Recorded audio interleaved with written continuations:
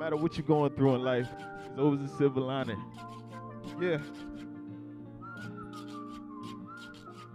Hello. So today's a special day for me. My biggest performance, and I got my step pops in the crowd today. Y'all give it up for him. His birthday was yesterday. Heard him say they couldn't see me getting first. Yeah. But that's okay, they couldn't see me on my worst. Fact, you miss every layup you never take. Some people hesitate or fake and fade away. Capping like Yosemite, like you carry, or you be hanging with her.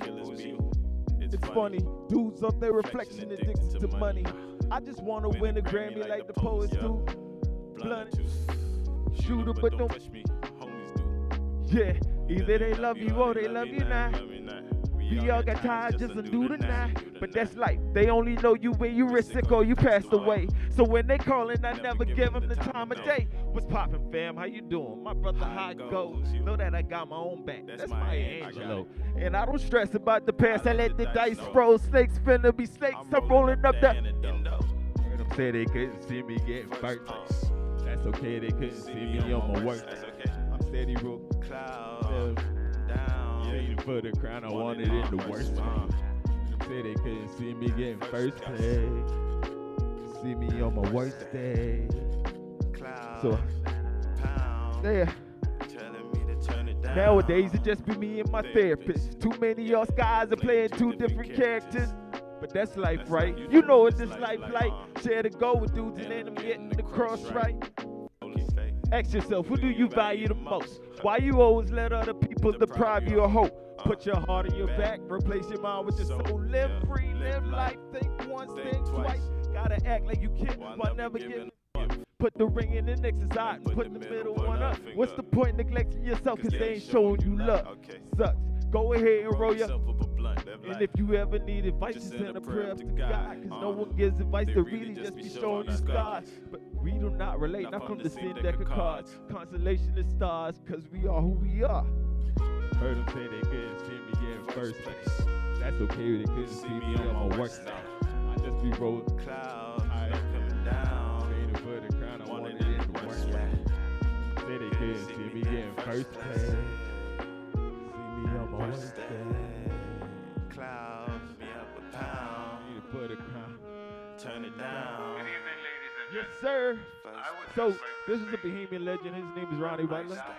This is my way to pay homage, you know? I sample the craft that I grew up inspired by, you know?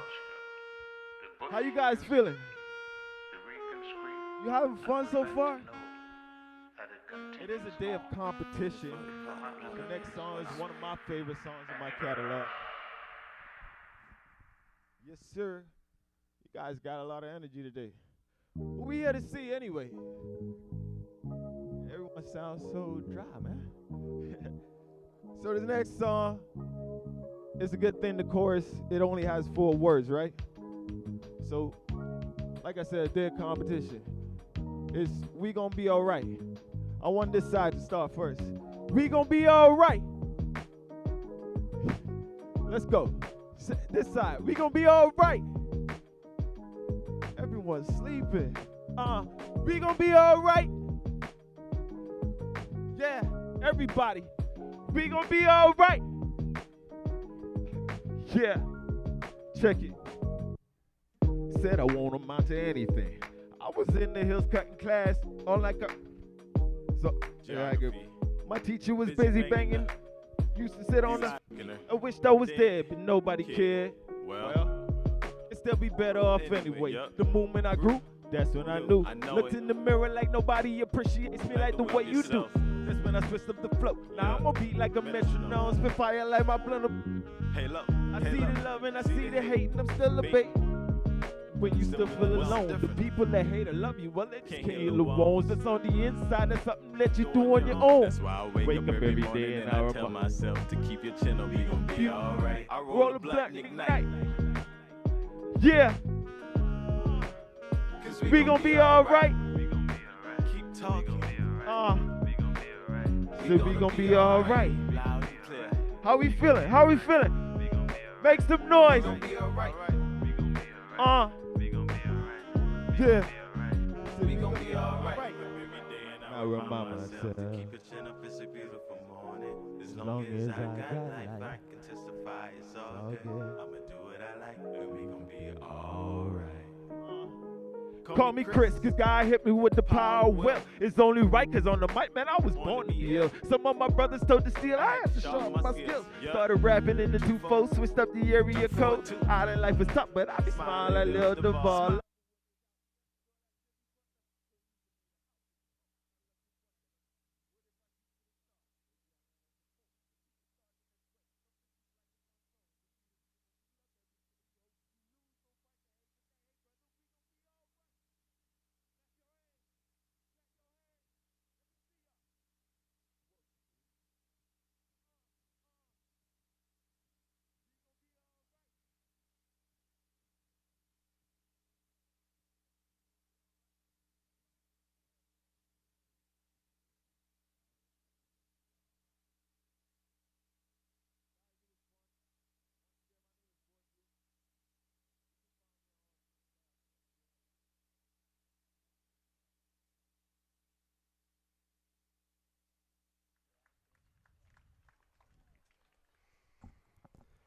Oh, welcome to Dominico Field. Thomas West here alongside Zach Benoit. It's the Toronto Maple Leafs and London Majors, a rematch of last night, a game where the London Majors won the game 4-1. So the Maple Leafs looking for a little redemption, but the big one, the big win for the Toronto Maple Leafs was breaking their home losing streak last time out against the Barrie Baycats. After the game, I talked to Justin Mara, who hit a home run that game. All right, joined now by Justin Marr for the Toronto Maple Leafs. Justin, we just got to start with breaking the losing streak at home. Just coming into this game, how much was that weighing on your shoulders, and does that feel like it's a bit of a relief to get a win today?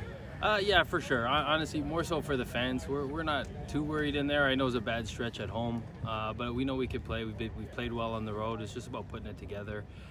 But definitely for the fans, these guys have stuck with us. They've been around. It's nice to show them some wins, and I think it'll be a few more coming towards the end of the year. We're feeling good. It would be silly of me to ask you about a home run because you've hit so many in the Intercounty Baseball League, but the one you hit today, I mean, it was one of the harder hit balls I've seen come off of your bat. What did that feel like, and where does that rank in like the hardest hit balls you've had in the IBL? It's definitely up there. I would say top 3 for sure. And you know, we were talking on the bench about it. I said, if there's one thing that keeps me coming back after all these years and playing right there, you know, when you perfectly connect with a ball in perfect trajectory, it's definitely one of those feelings in sports that'll keep you coming back for sure. It's addicting. You just about connected one off for your former teammate Chris Nagorski as well. I know you had a big smile looking back on him. What was it like facing him? That must have been weird. Yeah, you know, I know what he's got. I know what he's going to throw me. I mean, maybe not exactly what he's going to throw me. I joked with him at second base because I said I was waiting for that slider the whole at bat, and I knew he was going to throw it to me, and he threw it to me 3-2. He didn't throw it to me before that, and I was waiting for it. So when I got it, I made sure I didn't miss it. Nope.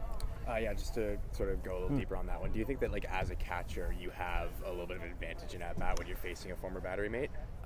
You know what? I like to think I do, especially when it's someone I have caught before. But even as a catcher in general, I think I have a pretty good idea of what the catcher's trying to do because, you know, as we're our own critics and we know the holes that we have, and if catchers on the other team know what the holes are on our swings, you know, I feel like sometimes it works against me. I overthink it, but for sure, against guys that I've seen pitch, I know what their pitches are going to do, and I know what they like to throw in certain counts. So it's definitely a slight advantage for sure.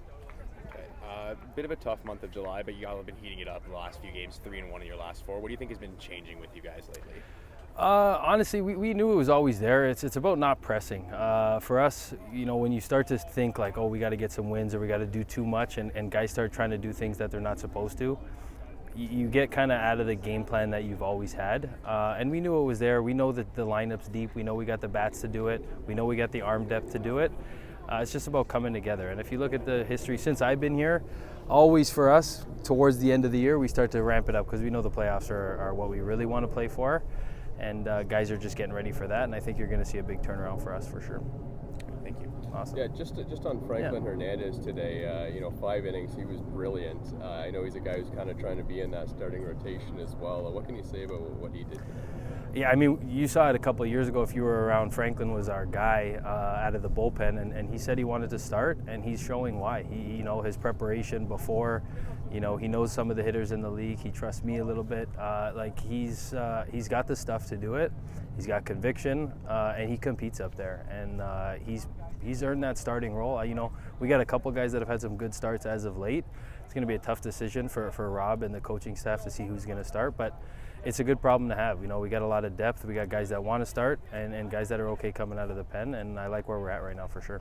I know things just got a little bit dicey at the end with the 6-run inning, but when when Rob came out to the mound and put Florentino into the game, did you have any doubt that you guys were going to win the game? When Florentino comes in, I know it's a pretty good feeling. It's like I said earlier, that Richardson feeling when he comes in. We know he can throw hard, but in terms of the comeback, I've seen it too many times here at Christie Pitts, and you know what? It's nice to be on the other end of that sometimes coming back, but once he comes in, it definitely calms the nerves a bit for sure. All right, Justin. Justin Mara gets into this one, and it is gone. Oh, baby. Justin Mara hit that ball way out of here, and it's 3-0 Toronto. That ball hit the shortstop of the Little League diamond right behind right field. The shortstop turned around and fielded it. But wow, Mara wastes no time and just rockets a home run. I'll be honest with you, I didn't see that baseball at all. It just got lost in the gray sky here at Christie Pitts, but there was no question it was gone by the reaction of Justin Mara and just by the sound that had off the bat. All right, joined now by Jordan Castaldo from the Toronto Maple Leafs. Jordan, you've really been hitting well at the plate lately. What's going well for you right now? Just trying to get my pitch, put my A+ swing on it. Not be too aggressive, but be aggressive in the zone, and like I said, just try to get my A+ swing off. I know last time you were here at Christie Pitts, it was a big one for you guys because you broke the losing streak at home. Was that something that was weighing on you guys at all, and how good did it feel to break that streak? Yeah, I mean, of course it feels good. It feels good to win any ball game. I don't think it was weighing on the guys too much, but of course it was in the back of our mind. We got some loyal fans here. We want to make them happy. But of course it was nice to snap that streak. But it's like any other game, home or away, and just try to go out there, play your best, play your hardest, and do your best to try to get that W.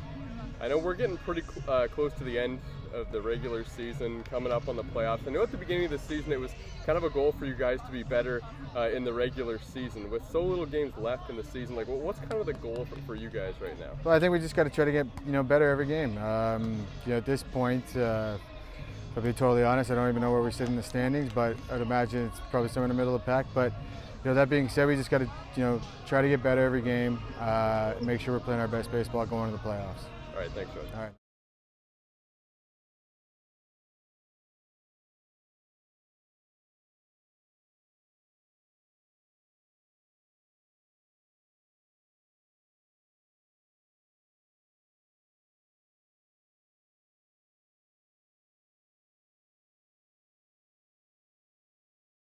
Long, I mean, the ERA might not speak of what he's been able to do, but when you look at the strike to walk ratio, he has done a phenomenal job. 41 strikeouts, only 19 walks.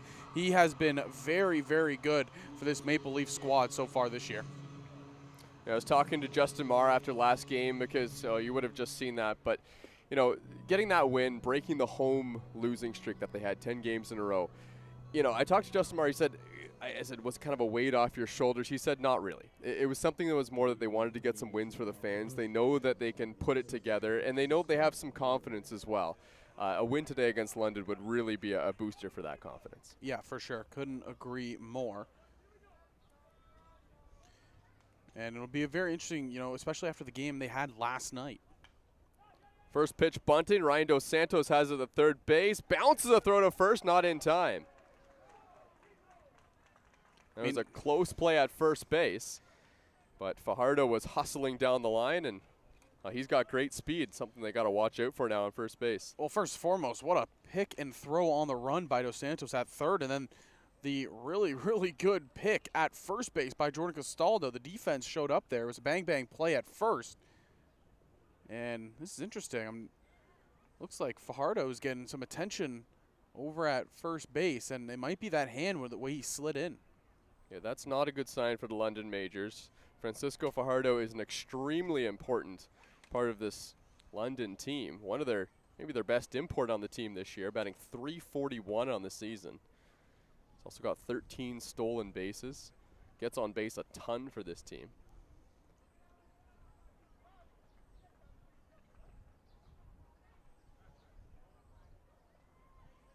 So it looks like he's going to be okay. He's going to stay in the ball game. Yeah, and like I said, that's a big time player for the side of the London Majors. He's had a phenomenal year. Josh Berenbaum on the other side of things is going to have to deal with some early traffic on the base path. Comes into this game with an ERA of 5.40, and the Majors are bunting again. This time it's Justin Morrow fields it, throws to first, not in time. How about that? Kyle Maves lays one down. Justin Mara has to go field it, and Maves is able to beat it out, and this is an interesting start to the ball game. Yeah, and there was almost a moment there. Fajardo, he took a really wide turnaround second base. Dos Santos was crashing in on the bunt, but Dos Santos, he noticed it, crashed right back to third base immediately, and that kept Fajardo at second. So nobody advances, but there's still a runner in scoring position for maybe one of the most dangerous hitters in this lineup, in Eduardo De Olio. Yeah, listen, the Majors wanted to get the first two on. They didn't care how, but you got to get guys on base for Eduardo De Olio. He is a dangerous hitter in this lineup. Pickoff throw back to second. Not in time. It was close. You see Dan Mara, he really wanted that, and that was a really good pickoff move back to second. Fajardo, was leaning the other way, so wouldn't be surprised to see the London Majors just continue this aggressiveness on the base paths.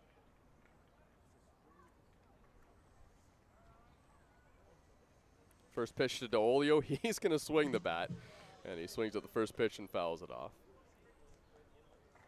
And if you're Josh Berenbaum on the mound right now, don't get discouraged with what's happened. Those were two really good bunts. I mean, the first one was a bang-bang play at first. The second one was just perfectly executed right into no man's land. But he's throwing strikes here early. Here's the 0-1. De Olio takes way inside, had to jump out of the way of it. Eduardo De Olio's hitting .328 on the season. He's driven in 29 runs. He's also got 10 home runs, which is good for the Intercounty Baseball League lead. Here's the 1-1. De Olio swings and misses. He was way out in front of that slow breaking ball from Berenbaum. And that's what Josh Berenbaum has been able to do all year. I talked about him throwing strikes. Like I said, the walk to strikeout ratio has been so drastic. He's in the 40s right now for his strikeouts. The 1-2 swung on and missed. Strike three. Berenbaum gets the first out of the ball game. And De Olio wanted a big-time hit there. That was a massive hack at the plate, and he just couldn't come up with it.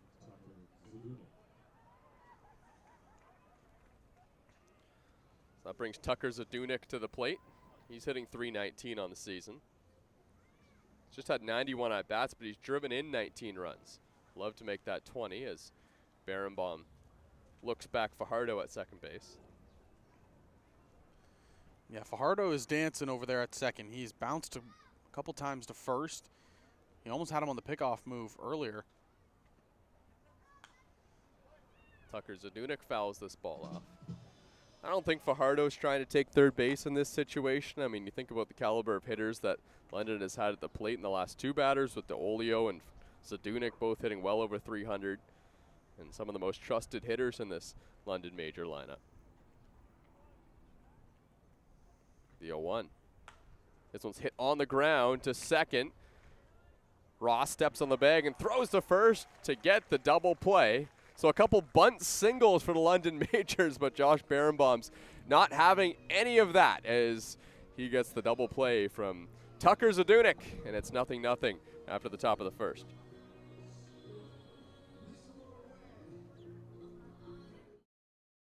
To be the best, you've got to bring performance from every second.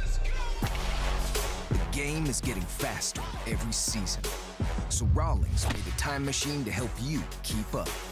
Introducing the all-new Velo ACP. It's light, it's balanced, so you can pick your pitch and drive the ball with maximum exit velocity.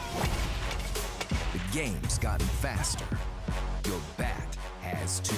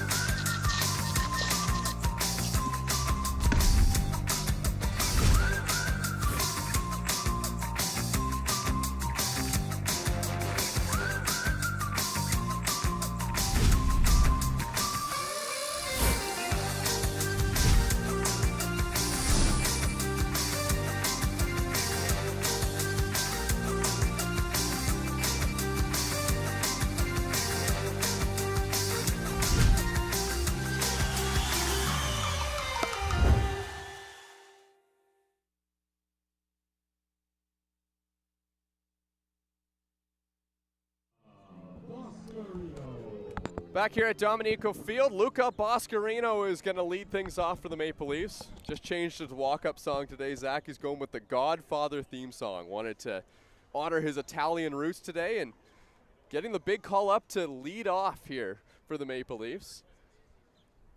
Boscarino hits this ball in the air, center field. He struck it pretty well, but it's going to be caught out there in center.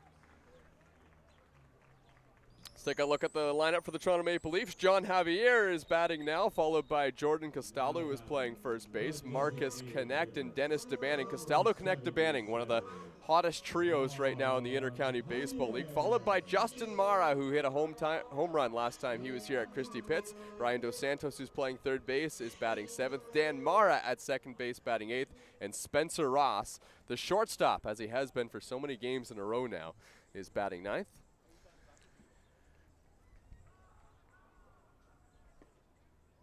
Here's John Javier, who's been one of the big success stories for the Toronto Maple Leafs this season, hitting .338 on the year. Yeah, Javier, I mean, what else can you say? Such a success he's been since coming to the Maple Leafs. The 1-0 pitch, Javier swinging. And the count's now 1-1. Yeah, we always talk about how deep this Maple Leafs lineup really is. And, I mean, you know, usually through the 1 through 6 has been strong, but, you know, obviously with the lineup shakeup today, it's a strong 1 through 7. The 1-1 grounded up the middle into center field for a base hit. So John Javier, who was kept hitless last night against London, leads things off with a base hit. One out here in the first.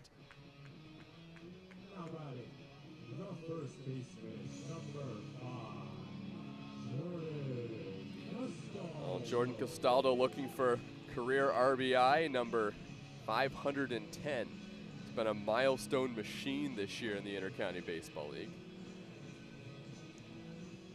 Castaldo also sitting one back of the lead league in home runs, where you have a lot of power here. A lot of the league leaders in home runs. Marcus Connect on deck, Jordan Castaldo at bat, and Eduardo Diolio.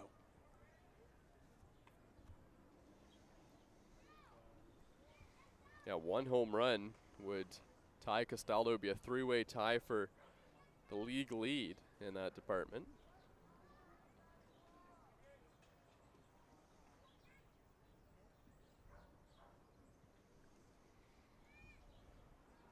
I believe Robert Mullins is also up there tied for the lead as well with 10. Yeah, exactly. Yeah. Colby Ring is the starting pitcher today for the London Majors. He comes into this outing with an ERA of 4.50. Doesn't get a lot of starts, though. He's appeared in 11 games this season. 2 of them have been out of the starting position. Here's the 0-1 pitch. Castaldo fouls it back. Colby Ring is a lefty, but oddly stands really far on the, I don't know if you want to say the right or left side of the rubber based on where we're looking. But third base side. The third base side of the rubber, which is odd, though, for someone who's pitching with his left hand, because usually it makes it tough for lefties when you're kind of coming from first base. We saw a couple games ago a righty where he was all the way to that third base side where his heel was basically the only thing touching the rubber. And it made it tough for the right-handed batters to really get a good swing off. Here, you know, the lefties, it's a little bit easier because it's not necessarily coming at you. It still looks like it's still over the plate. But Ring could manipulate it and really work with that outside breaking ball. The 1-2. That one just misses. Obviously, visually, we can, you know, sit up here under the tent and say it looks a little bit easier, but obviously Colby Ring has calculated what works best for him, and I'm sure this is something that he's worked on and knows the hitters don't see it quite as well if he's pitching from this part of the rubber. Yeah, you pitch to your strengths, and if Ring feels comfortable this way and with how he maneuvers all of his pitches, then it could work. John Javier taking off for second base. Here's the throw, and it is in time. They got him. That ball got away about maybe 10 feet from Raphael Pelletier, but he was able to make a strong throw down to second base. It was right on the money, right into Maeve's glove there, and that's the new addition, Raphael Pelletier, who made his London Majors debut last night. Right there, I mean, that's just, you have to make a perfect throw, and he did. That was a dot right into the waiting gloves, and nothing Javier could have done there. He slides right into it. The 3-2 pitch, and Jordan Castaldo hits this one high and deep to left, and it is gone. Jordan Castaldo to opposite field, and the Maple Leafs lead 1-0. Well, we talk about all the power that we're going to see today with the home run leaders. Castaldo, he's aiming for it. He tied now amongst the league leaders in home runs, double digits for number 5. Well, that's a great start for the Toronto Maple Leafs, but you can't help but think, Zach, if that had happened one pitch ago, this could have been a 2-0 game. Yeah, obviously it's a tough one, especially with John Javier. John Javier, thank you. I don't know, I was blanking there. With John Javier getting thrown out there, but you still get a run on the board. You still have some offense going, and you still have some big bats coming up here. That's the patented swing of Jordan Castaldo, who is now tied for the league lead in home runs. He's got 10 on the season. Marcus Connect takes up an in-ball one.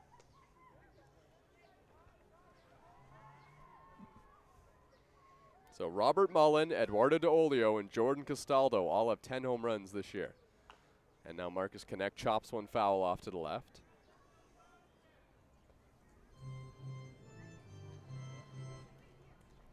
Yeah, three-way tie for first place in home runs in the IBL. And, we talk about Marcus Connect and the kind of hitter he is. He's been sensational all season long.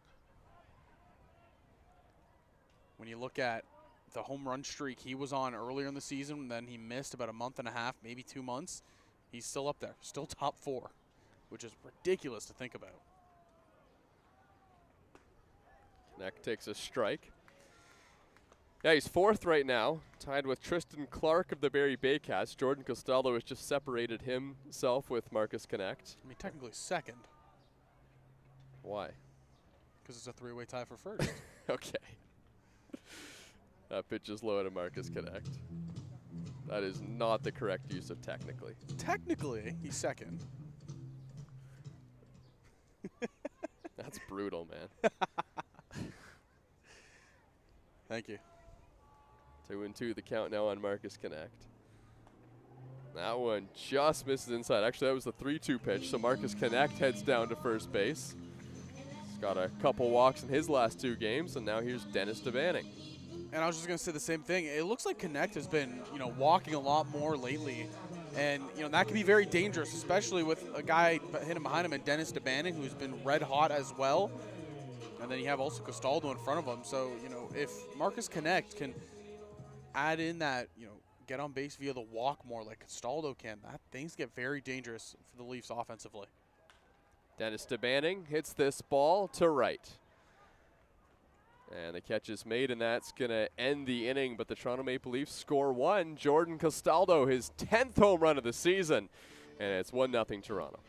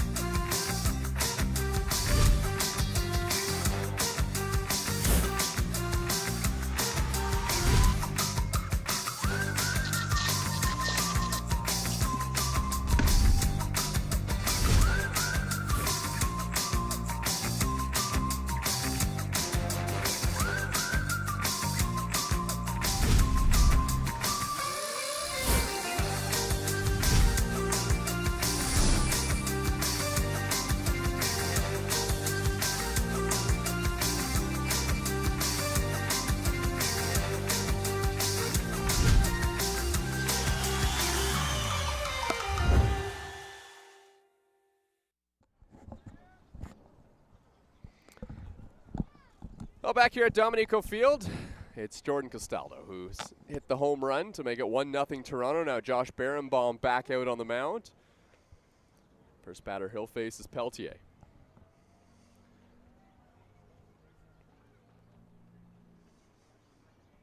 Peltier hits this one on the ground to Castaldo. He stabs at it, flips over to Josh Berenbaum. Great play, and that's the first out.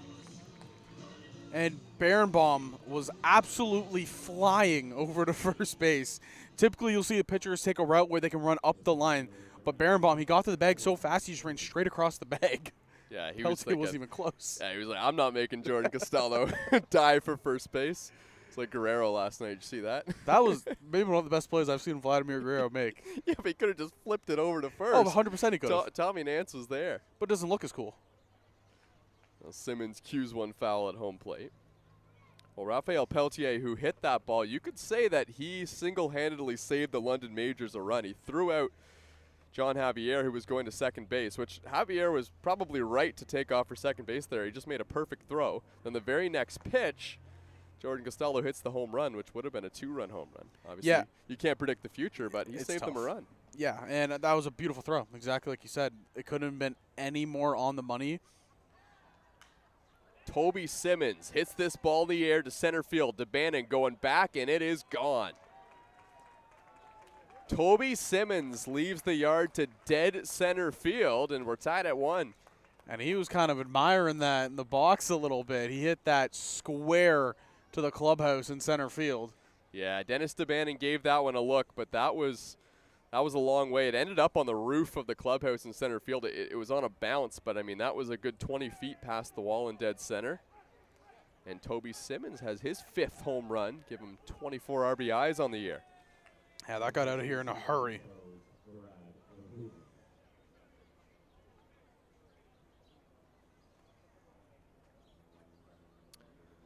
So now it's Brad Verhoeven who steps to the dish.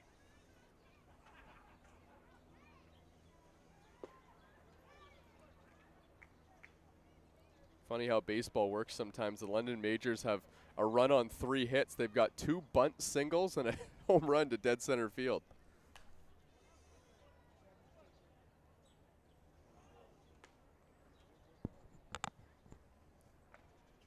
One and one now on Verhoeven. He's hitting .321 on the season.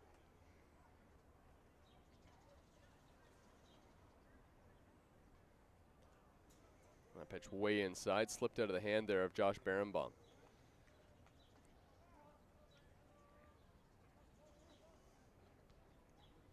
Yeah, to this point, Josh Berenbaum, he's pitched a pretty solid start of the game. Obviously, that one right there, sometimes you just got to tip your cap to the hitter. Simmons was sitting on a pitch, and he got what he was sitting on, and he hit it to dead center field. But, you know, it's been a strong game so far from Berenbaum. Don't let that home run discourage you. Well, Brad Verhoeven's been out for a couple games for the London Majors with an injury, so London fans will be very happy to see their local boy out of St. Thomas, Ontario, back in the lineup. Last played on July 25th against the Kitchener Panthers. He's had a great season. If you look back to 2024, you know, he had a good amount of at-bats, 29 games, 77 at-bats, hit .247. Now this year hitting .322. He's already played more games and had more at-bats than he did last year. This one's on the ground to first. Castaldo stabs at it again. And look at Josh Berenbaum getting over there to cover first base. That's the second out. And I'm telling you, he gets over there so fast. Yeah, Josh Berenbaum actually does have pretty good sprint speed getting off the mound. I mean, it's not always the easiest thing in the world to beat the batter, especially a guy with decent speed like Brad Verhoeven over to first base, but Berenbaum's done it twice now. Now I'm really curious to see a foot race between Berenbaum and Franklin Hernandez. Because we talked about it during his start last time. When he's not pitching, he does wind sprints up the hill, and he was doing it again today. Yeah, I know a lot of people in the Intercounty Baseball League have probably been to Dominico Field. Great place to watch a ball game, free admission, but what's not free is the tax it takes on your body to walk up and down the hill to your car. Remember last year we were doing interviews with the players, and I had to go down there mid-broadcast, come back up. Man, was I catching my breath. Mm-hmm.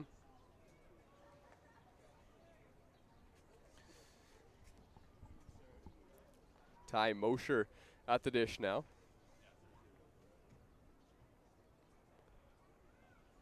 Mosher hits one on the ground to Dan Mara at second base. He scoops it up, he flips to first, and that will end the inning. One home run for the London Majors. Toby Simmons leaves the yard to dead center, so we're tied at 1 as we head to the bottom of the second.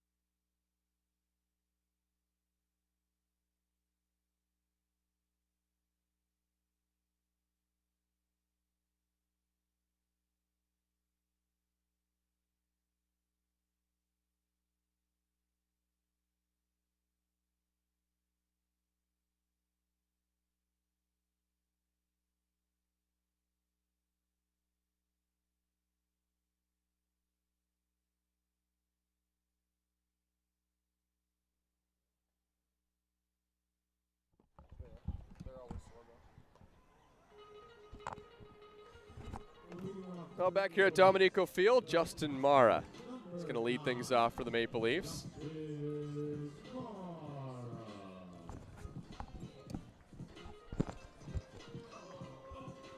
Justin Mara has really been swinging the bat well, but I really liked one of the quotes that you might have heard in the pregame show. He was just talking about, breaking that losing streak. Here's the first pitch from Colby Ring. Mara takes upstairs.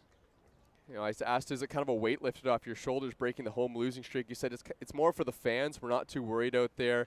We know we can put it together. For the fans, they've stuck with us, and it's nice to get some wins. And the Toronto Maple Leafs are trying to reward a nice crowd here at Dominico Field with another win at home. And they're playing better baseball as of late. And, I think I always refer to it as a machine, and something in the machine was missing. One of the cogs was misfiring. But it finally seems like, every part of this Toronto Maple Leafs baseball team is firing at the same time, and they're looking really, really good. And it's the right time of year. You're coming to the tail end of the season. Playoffs are just around the corner, and that's when you want to be playing your best baseball. 3-0 here on Mara. There's a strike on the outside corner.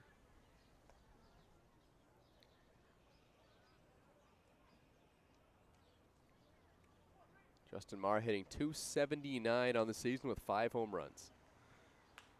Now he hits it right back up the middle. That's a base hit. Justin Mara stays hot, and the Leafs have a base runner here in the second. Yeah, just again, continued good at-bats, and it's the 1 through 6 that I've always talked about in this Maple Leafs lineup. Tonight, it's going to be 1 through 7, where they're all just dangerous hitters. They don't make it easy on a pitcher.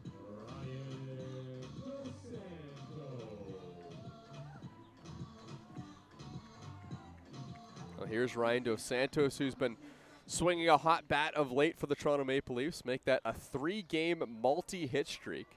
Had 2 against London, Barrie, and Welland, the 3 best teams in the Intercounty Baseball League this season.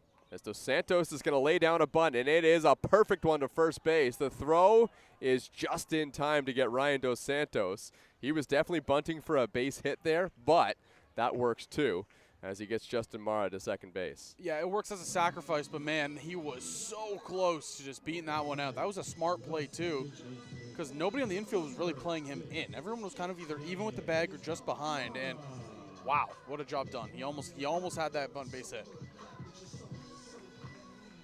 That's going to bring Dan Mara up with Spencer Ross on deck. He's a good guy to have at the plate right now. Dan Mara has been a singles machine throughout his career in the IBL, as he delivers a strike on the outer half.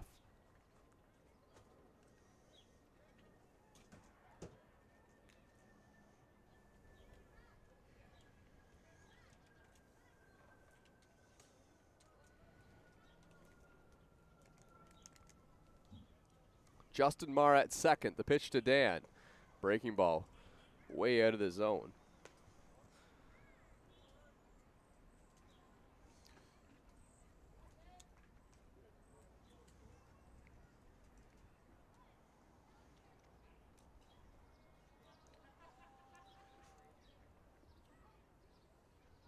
Here's the 1-1.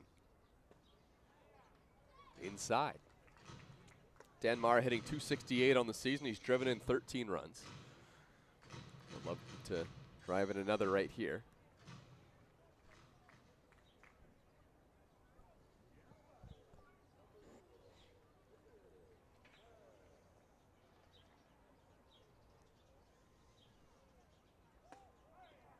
Marr swings and misses at that one. 2-2 now. Just always a tough at-bat when Dan Marr is up. He just continues to fight, and he has the high contact ability. If you're Dan Marr here, just try and do something productive. Even a ground ball on the right side, I know that would be 2 outs, but it's not a guarantee that Justin Marr scores from second base here on a single. Here's the 2-2. Marr is going. Pitch in the dirt. Throw to third. Oh, and he stole third base. Perfect pitch to steal on, an even better read. I mean, he was going as soon as Ring went into motion. And, you know, as a catcher, you tend to pick up things like that. And Marra, he picked up something in Colby Ring's motion, and he took off. Beautiful steal. Yeah, I didn't have that one on the bingo card. Maybe stealing second base, definitely not third base. And right after I said he wasn't going to score on a single, too. He might have heard you. He might have heard you in the moment and said, I'm going to take this base. Well, now a productive out works. Big hole up the middle with the infield in here. London trying to cut down that go-ahead run if Dan hits it on the ground. Marra does hit it on the ground to third base. Justin Marra gets back. Now the throw to first is in time. Boy, that was a composed play at third base by Ty Mosher, and now there's 2 outs in the inning. Yeah, Marra tried to fake over at third that he was going to go. Mosher just made sure to get him back in time, and then he made sure to make a composed good throw over to first. Pretty good play by Justin Marra there, too. He took, you know, as much real estate as he possibly could without getting picked at third base there. After stealing third and then on the very next pitch, sometimes you can, you know, get a bit jumpy and wanting to just go on contact, knowing you put yourself in that exact scenario, but he absolutely would have been out somewhere on the base path. And then for Mosher, too, I mean, he didn't just look him back. He thought about putting a tag on him and then still had time to throw the ball over to first base. But as a third baseman, you know, the ball comes at you quick, so you can, you know, have time to make those options of, hey, do I want to try for the tag or do I want to try to throw across the diamond? And Moshe just did a good job of understanding the situation. Well, Peltier may have just saved another run there as he blocked that tough breaking ball in the dirt. This would be a good time for a little hit dished into the outfield as Spencer Ross does so well. But he is 0 for his last 6. Here's the 1-1. Ross hits this one in the air. This is a fly ball to right field. It's carrying, but it's run down near the wall by Ken Sugi. And that will end the inning. Toronto Maple Leafs, London Majors, tied at 1 here at the pits.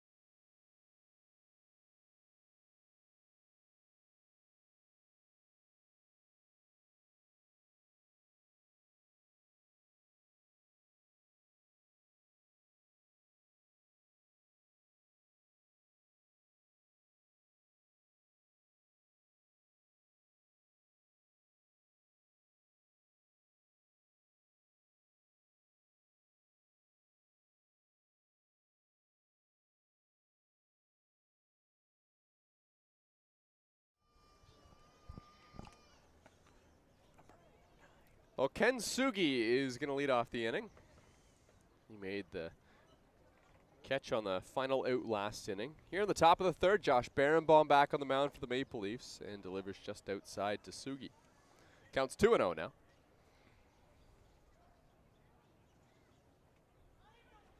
"41 innings pitched coming in today for Josh Berenbaum. He has been a workhorse for the Maple Leafs. Also the product of him starting a lot of games for Toronto this season as Sugi pops it foul onto the hill. He's been a workhorse, but he's also just been really, really good at being a starter for the Maple Leafs. I mean, the numbers speak for themselves. Josh Berenbaum has been a solid pitcher. Again, the stats coming in today, you know, the record might not be good in 3 and 4, but 41 innings pitched. He struck out 41 and 19 walks in 9 games. That's really, really good.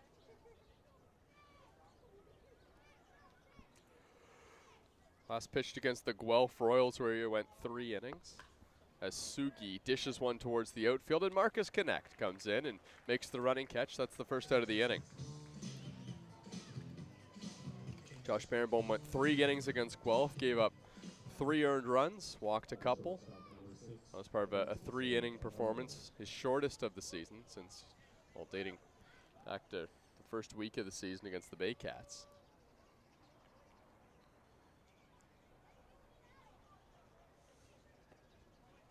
Fajardo takes a strike on the outside corner. And I don't know if you're noticing this, but the corners are playing in right now on Francisco Fajardo. And Fajardo skies this one. He went after a pitch that was at his eyes, and Marcus Connect finally makes the catch. That one took a long time to come down, but 2 quick outs here for Berenbaum in the third. Yeah, he spit on the first pitch that was kind of low, just missing, and then he saw that one up higher, and like you said, he just swung. And it's an easy pop out for Marcus Connect there in right field.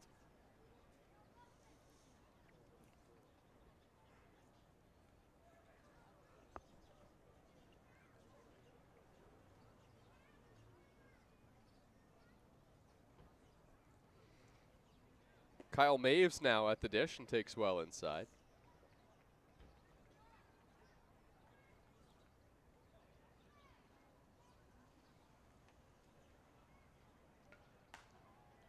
And this one slashed towards left and foul. Foul by a couple feet down there.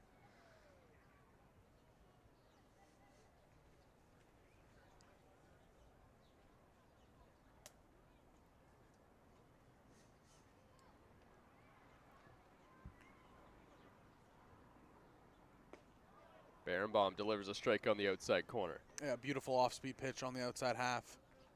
And you set yourself up really, really nice here. You can either, again, just kind of pin a fastball there or get him jammed here, not get his arms extended. The 1-2 upstairs. They go with the high and in.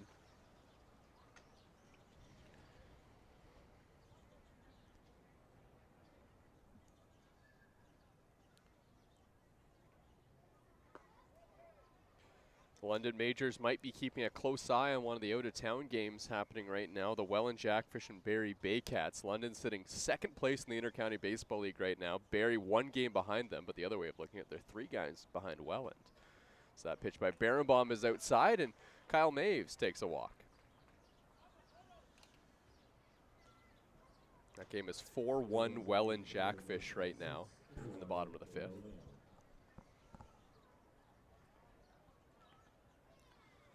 This is going to be an interesting at-bat for me to watch here. Eduardo Diolio, he struck out swinging his last time, but his last 2 swings of the at-bat were just 2 mammoth hacks. First pitch from Berenbaum way outside. 23 strikes, 14 balls for Josh Berenbaum so far in this outing. Here's the 1-0. Maves goes. Mara's throw down on the money, and he is out. Justin Mara cuts down another batter. He's mentioned how important it is to make a good first throw. Well, that one was perfect to get Kyle Maves and get his pitcher, Josh Berenbaum, out of the inning. 1-1 Maple Leafs and London Majors. We'll be right back.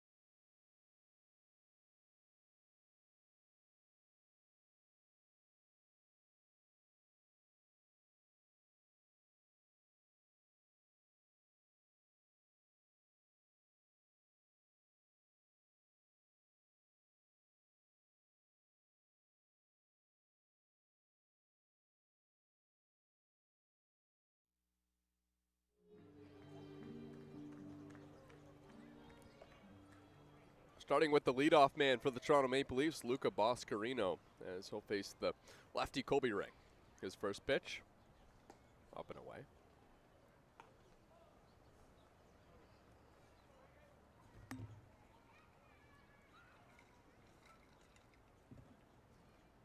Here's the 1-0. Boscarino takes a strike at the knees. Luca Boscarino coming into tonight 5 for 20 on the season. I guess you could say it was one of the deadline acquisitions for the Toronto Maple Leafs, but what was little ways before that. Maple Leafs made a lot of their moves well before the deadline, as did the London Majors, just adding Peltier on the eve of the signing deadline in the Intercounty Baseball League. The 1-2. Check swing. Did he go? No.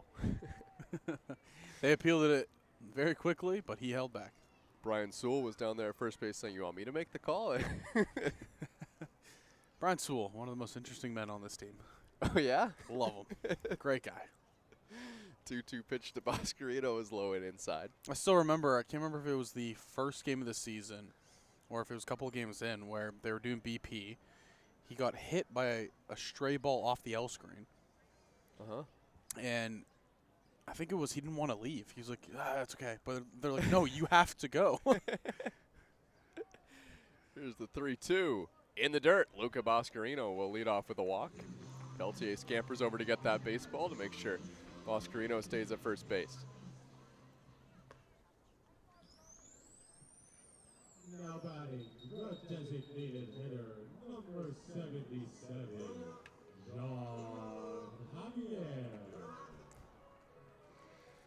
Brings John Javier to the plate, who singled in his last at-bat, hit a ball right back up the middle. Yeah, he wasn't very happy that London kept him scoreless. Or hitless, I should say. Yeah.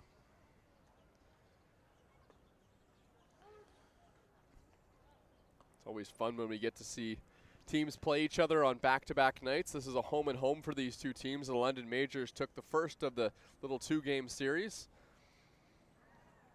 They won it 4-1 last night.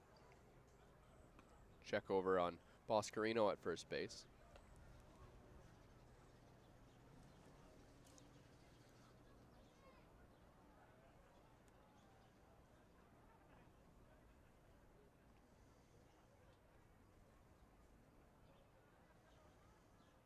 The 0-1. At the knees for a strike on Javier, who looks skyward after the pitch.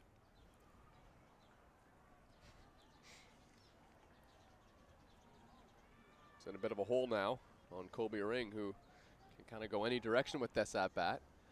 He's got that good breaking ball, but has missed with a couple this inning. Here's the 0-2.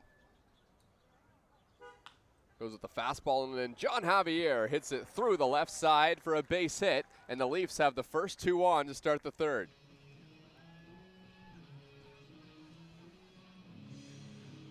Well, here's the updated home run leaderboard. Jordan Castaldo has a home run in his last at-bat, so he's tied with Robert Melvin and Eduardo De Olio with 10 on the year.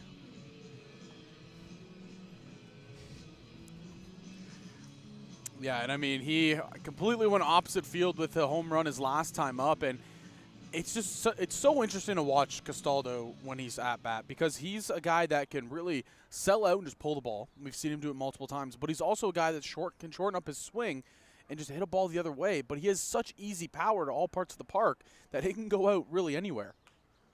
This time Castaldo fists the ball into the outfield. That one falls for a base hit.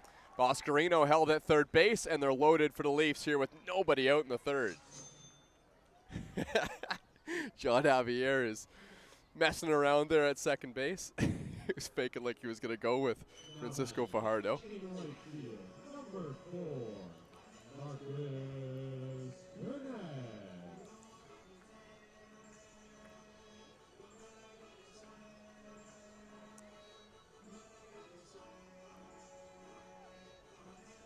So here's Marcus Connect. 8 home runs on the season. But right now, the Toronto Maple Leafs will take a hit of any kind because it's Marcus Connect and then Dennis DeBanning, two of the best RBI guys on the team right now.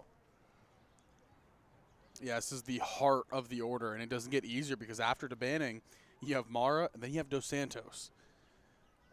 Pitch in the dirt. That one goes to the backstop. Boscarino is going to come in to score, and the Leafs take the lead. Well, Peltier has blocked a lot of balls behind home plate, and that one was not his fault. That ball was about a 56-foot breaking ball that bounced in front of him, and wasn't much he could do to keep it in front of the plate. Luca Boscarino also got a great read on that. I wasn't sure initially if that ball was going to make it to the backstop or not. It kind of went up after it caught the equipment of Peltier. And they're just going to give Marcus Connect the bag here. Interesting. That is interesting. Because this is what Dennis DeBanning has been doing lately.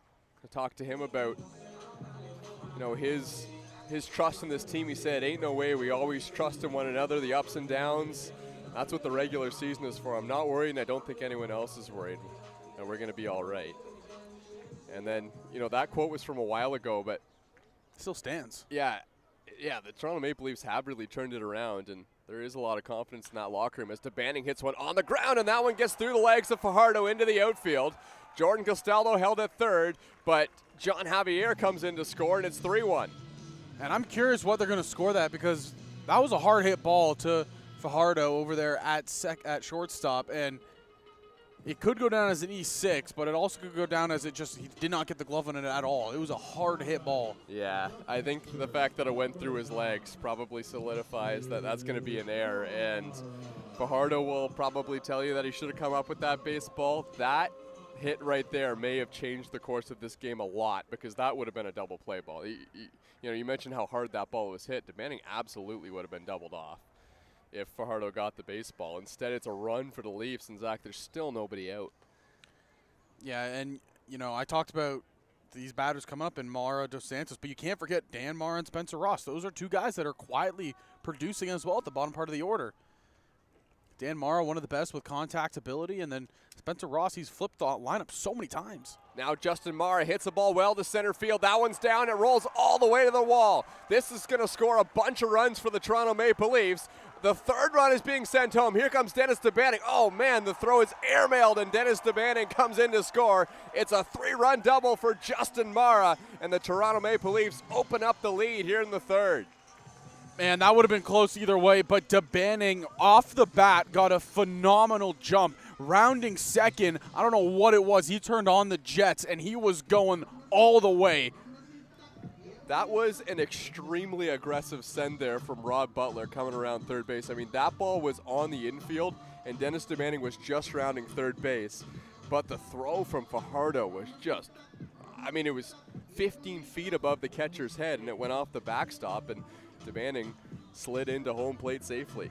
Yeah, you said that last one, the hit by Dennis DeBanning that Fajardo could have come up with, that was going to be a big turning point. Well, partner, it was. That was a massive turning point in this inning. Leafs have widened this lead dramatically.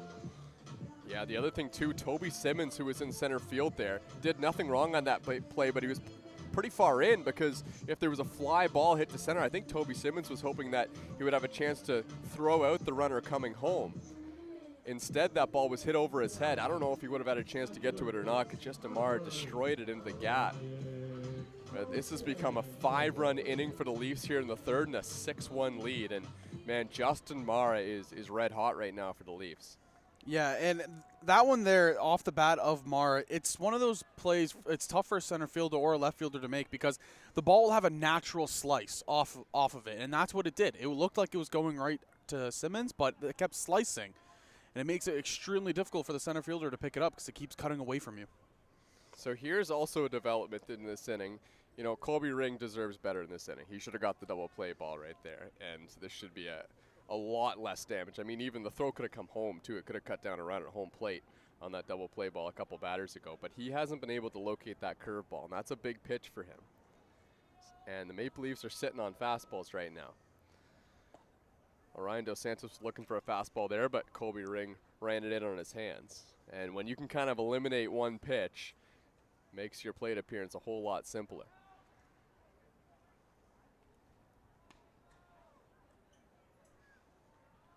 Here's the 1-1.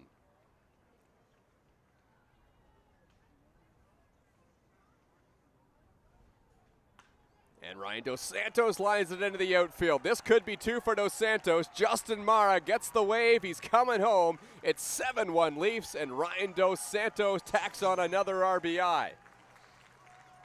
Yeah, we mentioned Dos Santos. How he's been getting a little bit hot the last couple games. 3 straight multi-hit games.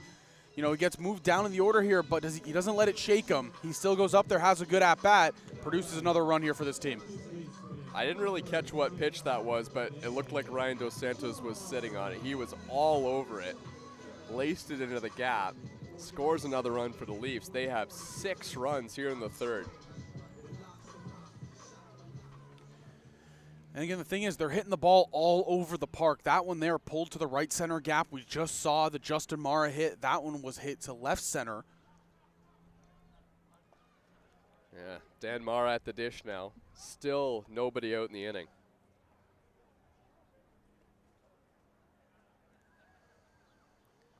Luca Boscarino is in the hole right now. He started things this inning, and he is most likely going to get an at-bat here again in the third.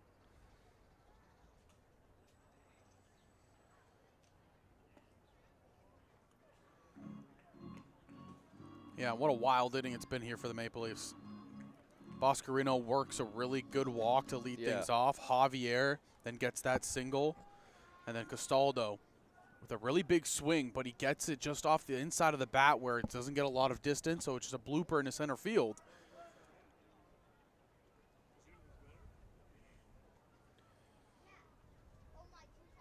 And we just had a stray ball come onto the field, and there's a couple kids playing with the bat behind. Yeah, that's all that happened there.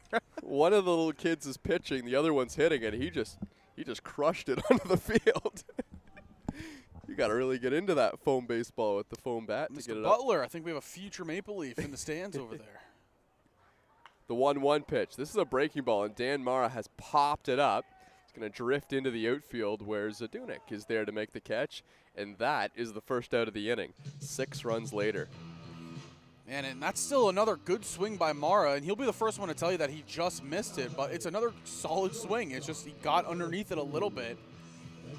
And this is usually how you can tell that the Maple Leafs are in a really good place, is when they're putting up consistent at-bats. They're putting up just really tough at-bats for an opposing starter.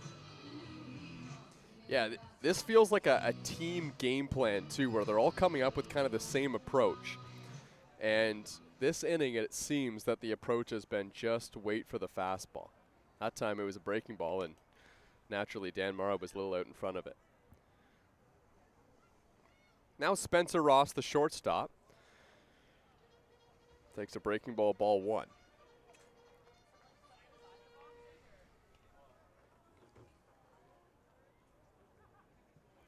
Spencer Ross flied out to right field in his last at-bat.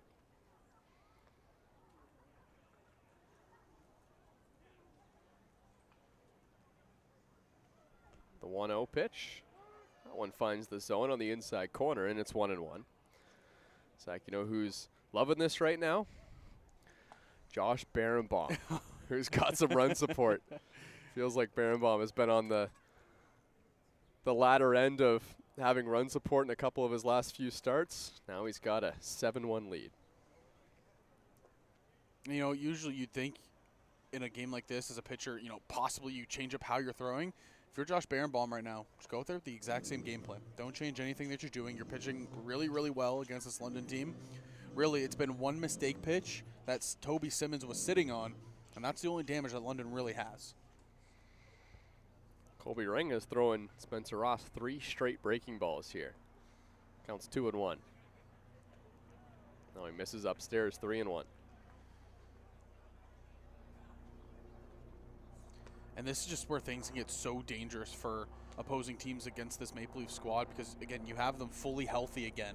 So if you can get Spencer Ross to get this to the top of the order for Boscarino, if Boscarino is able to do something with less than 2 outs, then you have your big dogs coming right back up, all healthy and all red hot at the moment.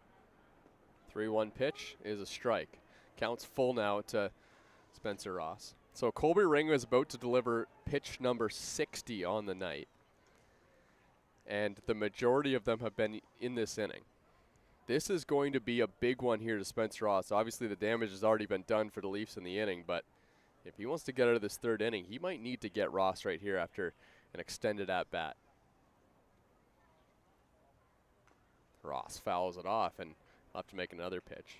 There isn't really any action in the bullpen for the London Majors. There's a couple guys that are kind of up and just kind of stirring around. The plan is absolutely to have Colby Ring finish this third inning and come out for another if he can. The pitch count is still very much in check by the standards of a full start, but man, this has been a lot of pitches in this inning. Yeah, and usually these next two batters will determine whether Ring will finish the inning or whether one of them will be his last. And that's ball 4. So Luca Boscarino is going to get his second at-bat of the inning. And it'll also elicit a mound visit here from Roop Chanderdat.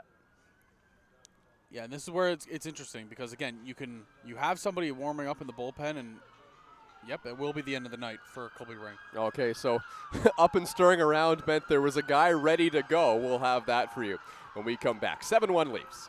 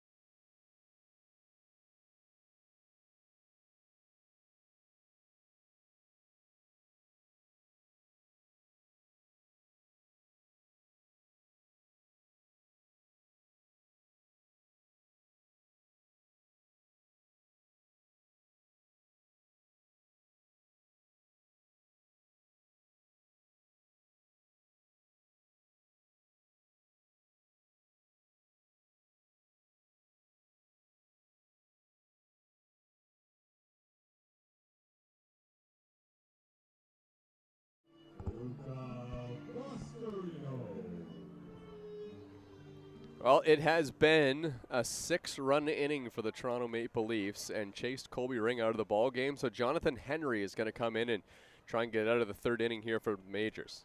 Luca Boscarino at the dish and takes a strike on the inside corner. Yeah, Henry has really only been a one-inning kind of guy for the London Majors so far this year. 10 games, only 10 innings pitched, 6 strikeouts to 8 walks.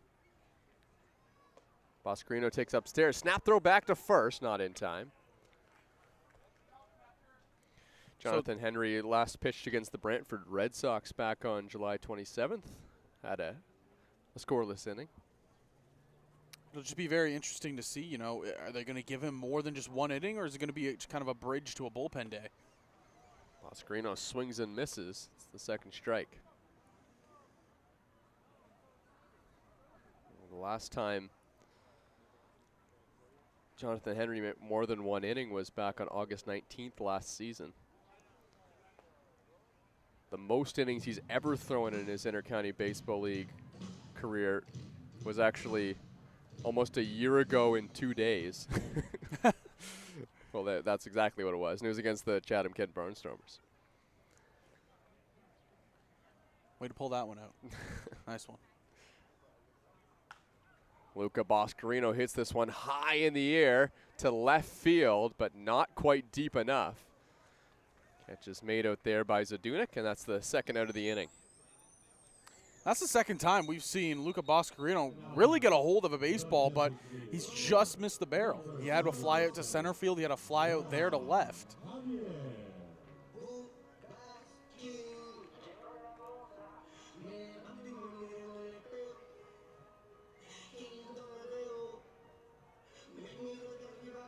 So John Javier comes to the plate, and he has been a dangerous hitter for the Leafs today. A couple singles, ground ball through the middle, ground ball through the left side. Now he swings at the first pitch and misses. Both Javier and Jordan Castaldo, who's on deck, each have 2 hits apiece today. One of Jordan Castaldo's left the ballpark.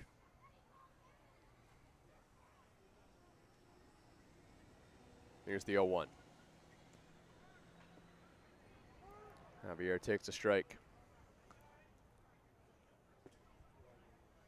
And again, Henry just trying to get out of this inning before more damage is done. Because you have the red-hot hitters of Javier, Castaldo, Connect, Banning, all due up here.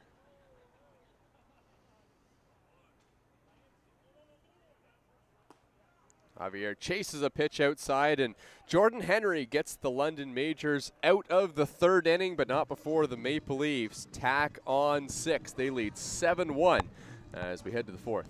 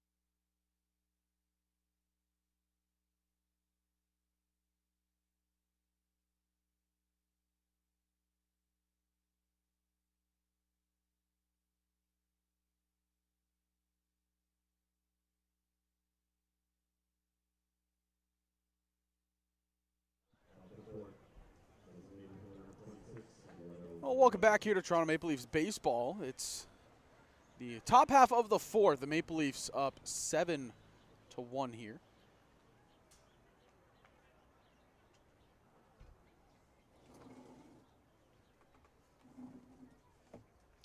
And again, it'll be Eduardo De Olio up to bat. He was on at bat last time. And that's a broken bat, fly ball, and that soared into left field. I don't think I've ever seen a broken bat fly out go that far. But Eduardo De Olio got every piece of that and still somehow managed to break his bat. So that's an out number 1 for Josh Berenbaum.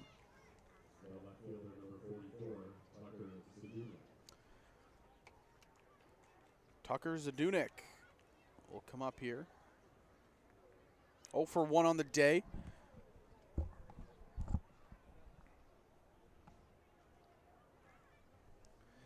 Last time up, it was the double play to the shortstop, and that's what ended the first inning after the back-to-back bunts. This time, Zadunik rips it to right field. It's down off the wall. Connect grabs it and will hold Zadunik to a long single.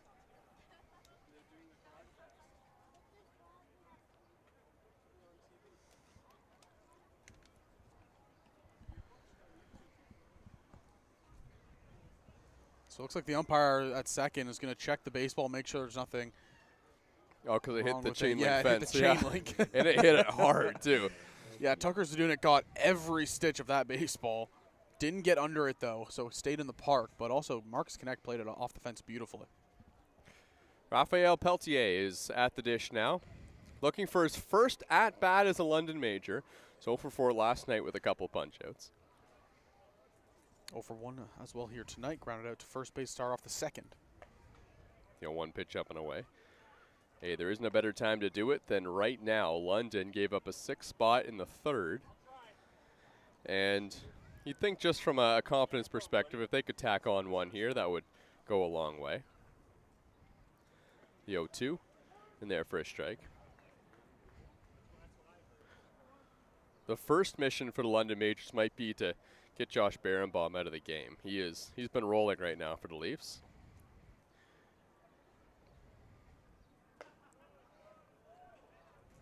And the Leafs are happy to see him get the first out on that broken bat too, after he had to be in the dugout for a long time in the 3rd. It was a long bottom of the 3rd inning for the Maple Leafs. Here's the 3-1. Up and away, ball 4. Yeah, that's usually seen after a long wait. Obviously, you get that first out relatively quickly, and then you try to get back into the zone. One gets thrown there, but you're still kind of trying to get loose again. It was a long wait, though, for Berenbaum.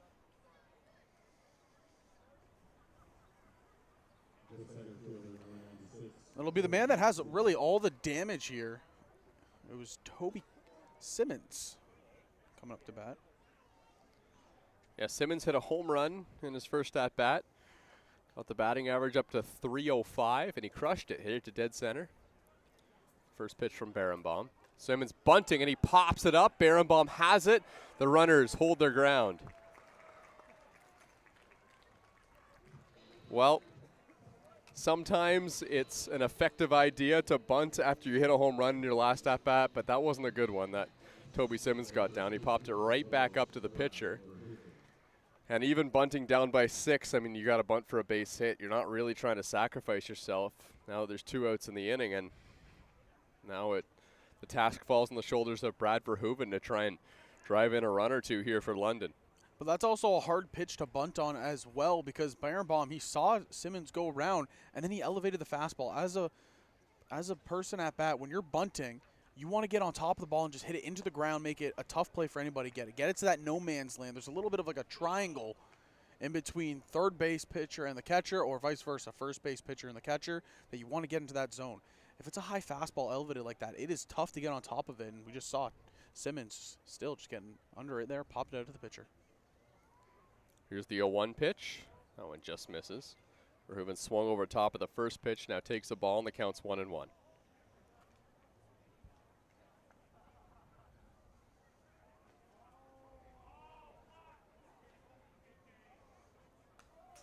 Fouls it off, and it's 1-2. It's a pretty good cut, though, by Brad Verhoeven. Verhoeven had a rocket over to the first base side his last time up. It was a nice little stab out there by Castaldo, and then a flip over to Berenbaum.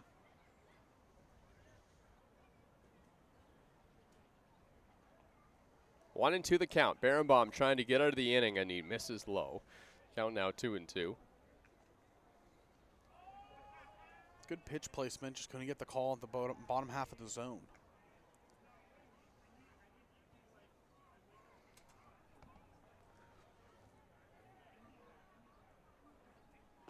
There's a swing and a miss, strike 3. So Josh Berenbaum pitches around a couple base runners, and he does exactly what the Toronto Maple Leafs wanted after they put up a 6th spot. Berenbaum gets through a scoreless inning. It's the Leafs who lead 7-1 here at the pits.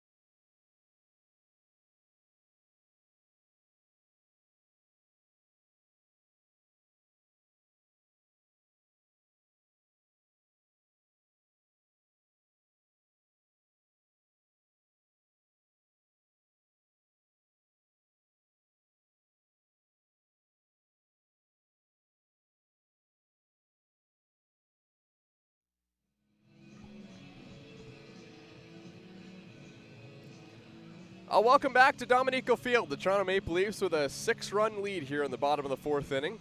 Jonathan Henry, who got out of the 3rd after Colby Ring gave up a bunch of runs, now is pitching in his 2nd inning of work here facing Jordan Castaldo.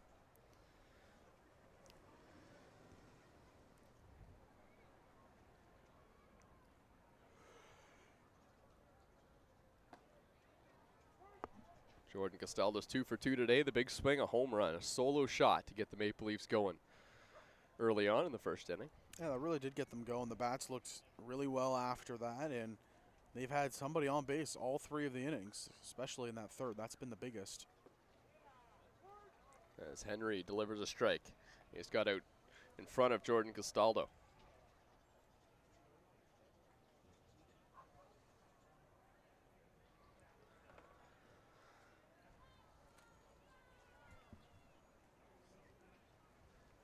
The 1-2. Castaldo fouls it off. Well, you know Jordan Castaldo was going good when he's spraying the ball all over the place. Mainly when he's hitting the ball hard to the opposite field or, you know, just kind of taking what the pitcher's giving him. That opposite field home run, I think, was the product of how good Castaldo's feeling right now at the plate. Yeah, he just has the ability to shorten up his swing if needed, but also he can sell out and pull the ball. Like I said last time he was up. But when he's going good, it's just that raw ability to hit it all over the park. Strike 3 called on the inside corner. Castaldo didn't like it, and that's the first out of the inning.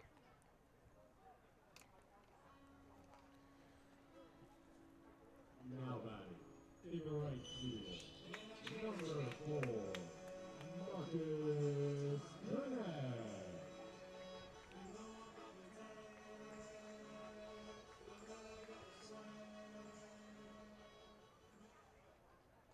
So Marcus Connect steps to the dish. Connect hits a high chopper to 3rd. Mosher has it, whips to 1st in time. Great play, 2 away. Been very impressed with Ty Mosher over at 3rd base so far today. He's made some very smart plays. That one right there. Connect was hustling out of the box. Mosher, he could have seen that and rushed his motion. No, he stayed with his mechanics, fielded the ball in the big hop, and makes a bullet throw over to 1st and with a bang-bang play. Yeah, Ty Mosher's been a solid defender for the London Majors this season. He's only made 3 errors all season. Here's Dennis DeBanning now, who takes just inside.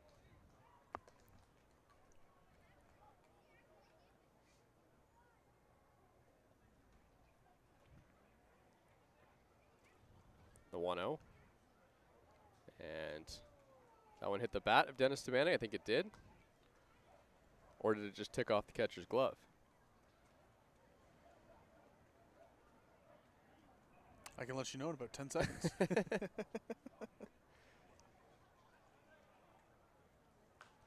DeBanning fouls this one off. Off catcher's glove. Just the catcher's glove. 1 okay. and 2. 1 and 2 count.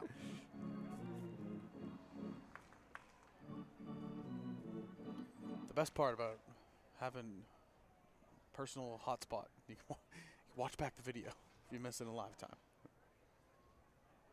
The 2-1. Is that a shot at me not giving you Wi-Fi? No, it's me finally being happy that I have data that I can use. Okay.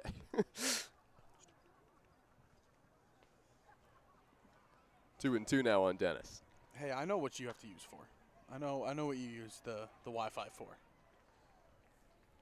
It's a one-man show. Yeah, it's all for the stream. Exactly. It's all for the people. Exactly. You don't get access. I'm not part of the people. Apparently. No.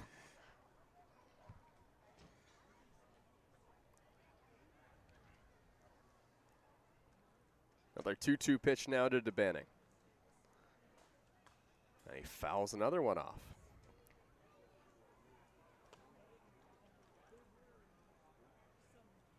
Well, Marcus Connect was intentionally walked last inning, which brought up Dennis DeBanning, and he hit a ball hard and drove in runs. Probably could have been a double play, but either way, Dennis DeBanning got the job done.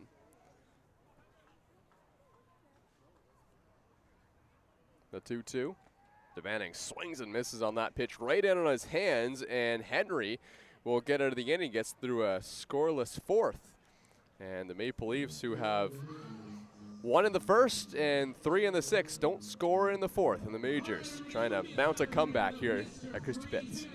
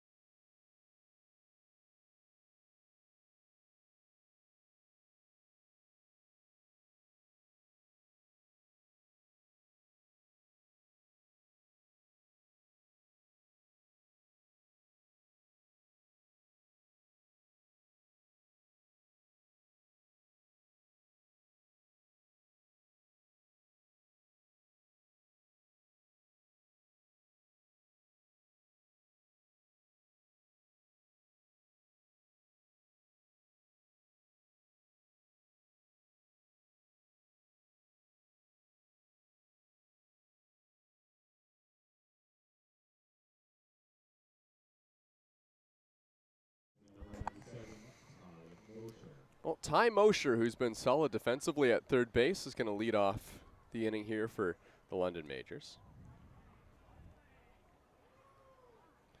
A run on 4 hits for London. Maple Leafs 7 runs on 7 hits. And Josh Berenbaum, who started this ball game, enters into his 5th inning of work. First pitch low, ball 1. Yeah, it's been a really good game from Josh Berenbaum. I mean, I've been very impressed how he's been able to maneuver through this lineup. And also, you know, just the changeup he had against Simmons, who was the one that had the damage against him. As Mosher pokes this one through the right side, he leads off with a single.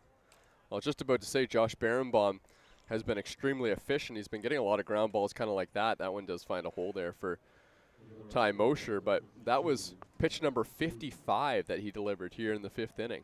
He's setting himself up nicely to have an extended outing, but now the London Majors have a little bit of life here in the 5th with the leadoff man giving on. You know who the people that are the happiest hearing that information? Who? The bullpen. Yeah. Especially when Josh Berenbaum's on the mound. You think back to earlier in this season. I mean, there was a game in Chatham-Kent where the Maple Leafs had Berenbaum and then like 2 or 3 other pitchers down there in the pen, one of which was kind of injured from the day before. And Josh Berenbaum's job was kind of like, hey, we need you to get 6 innings for us today, and he did the job. As this is a lazy fly ball to center field as Ken Sugi is retired. Catch made there by Dennis DeBanning. And then when Josh Berenbaum did that, the Toronto Maple Leafs coaching staff kind of realized, hey, this guy's one of our better starters on the team. He started earning himself some starts. And you know, if you look back at Josh Berenbaum's line, he has had some just dominant performance where he single-handedly won games. You know, I can think of 2 6-inning performances this year, one against Kitchener, one against Welland, where he just dominated on the mound, didn't give up an earned run, and lo and behold, the Maple Leafs won a tight one. Even in a couple of the games where he's been pinned with the L, it wasn't like he pitched bad. It was just sometimes the offense just didn't have his back. You know, there's been a couple of tight games that they've played with Berenbaum on the bump, and he's just gone out and given them good value every single game. There have also been some outings where Berenbaum hasn't got the best defense, too.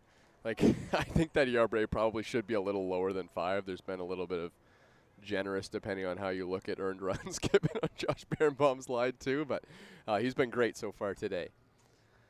Facing leadoff hitter Fajardo, who checks his swing there on the 0-2 pitch. Fajardo 1 for 2. He had that bunt single to lead the game off and then popped out to right field his last time up.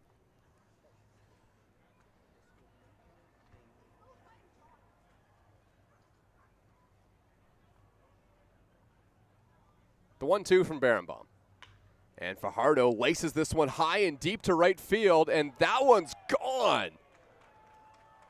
Oh boy, Francisco Fajardo was out in front of it, hit a line drive, and he was able to sneak one just inside the foul pole down the right field line, and the Majors have 2 here in the 5th at 7-3. And that was just one of those hits where it just kept kind of going up and up and up, and it never really came down. It was just on a line, and Fajardo just put a great swing on the ball. Yeah, that was one of the more impressive swings you're going to see. Fajardo out in front, but he's like, that ball wasn't slicing. He kept it true right down the line, just threw his hands at it and snuck it over that Paul Spaljaric banner out there in the top of the right field fence for the Leafs. Here's Kyle Maves, who takes strike 1.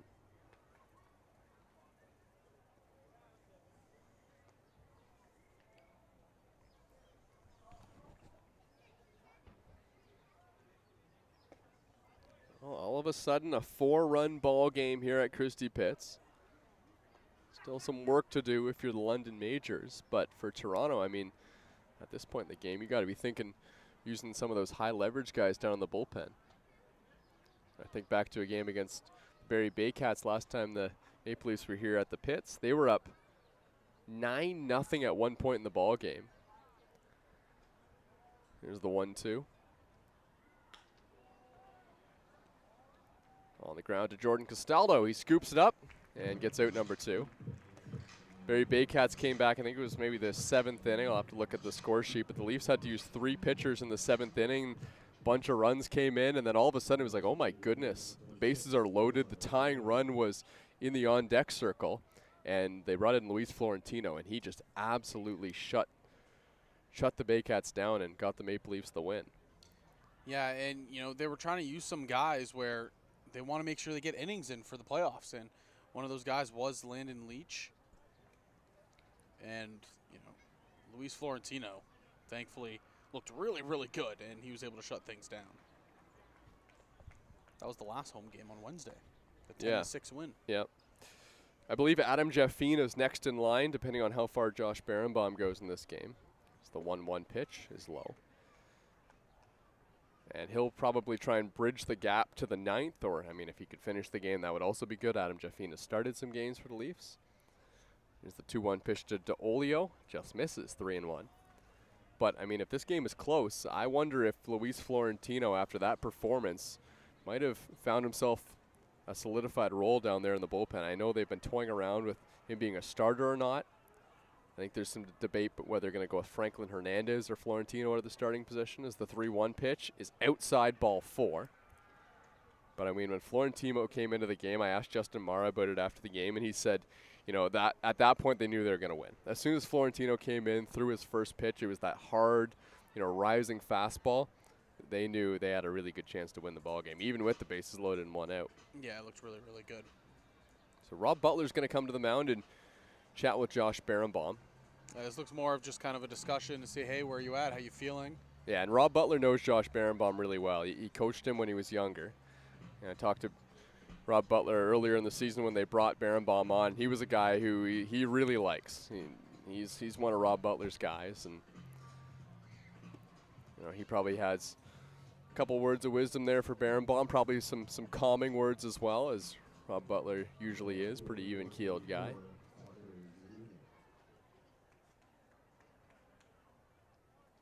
And he'll have to face a tough hitter here in Tucker Zadunik, followed by Raphael Peltier. And the last at-bat to Eduardo DeOlio, I don't blame Berenbaum for kind of pitching away from him, because he had a fly out to left field that was on a broken bat, and that ball just kept carrying. I've never seen that before. Oh, here's a little looper. That's a fair ball down the line. An excuse-me swing from Tucker Zadunik. It rolls all the way to the wall. There's 2 in scoring position now for the London Majors, and that was just about as bizarre as it comes. Tucker Zadunik was trying to hold up his swing on the baseball. It connected with his bat, and he squared it up down the left field line. Well, I've seen, you know, little tappers on a check swing before. I've never seen a ball on a check swing be fair down the left field line and roll all the way to the fence. That was a once-in-a-lifetime thing you'll see. I mean, a check swing that just lands fair behind the third baseman. Raphael Pelletier still looking for his first hit as a London Major, although walked in his first at-bat, or his last at-bat. And this would be a great time for it here. This would make things real interesting at the pits if he could come through with a single. He calls time here. And again, this is a moment in the game where, you know, if Berenbaum, you grit down, this is a big at-bat. And there's the 0-1. Swing and a miss. Good pitch there from Berenbaum, and it's 0-2. The Maple Leafs right now have got to be thinking, thank goodness for Luca Boscarino getting over into the corner to field that baseball to keep Eduardo D'Olio at third base. That would have been an RBI double from Zanunik. Here's the 0-2. Pelletier fouls it straight back. He had a cut at a pitch way up in the zone. This is the guy that you want to get if you are Berenbaum, because, again, Simmons on deck. Yes, he did pop out trying to bunt his last time up, but you know, we saw the power that he can flex, and he's been a really hot hitter all year long for the side of the majors. The 0-2 pitch just outside. And Raphael Pelletier was a former draft pick in Major League Baseball, a 25th round pick in 2019 by the Texas Rangers. The 1-2 pitch. Pelletier swings and misses, strike 3. That is a big strikeout from Josh Berenbaum, who's able to strand 2 in scoring position for the London Majors and holds the 4-run lead for the Maple Leafs here in the 5th.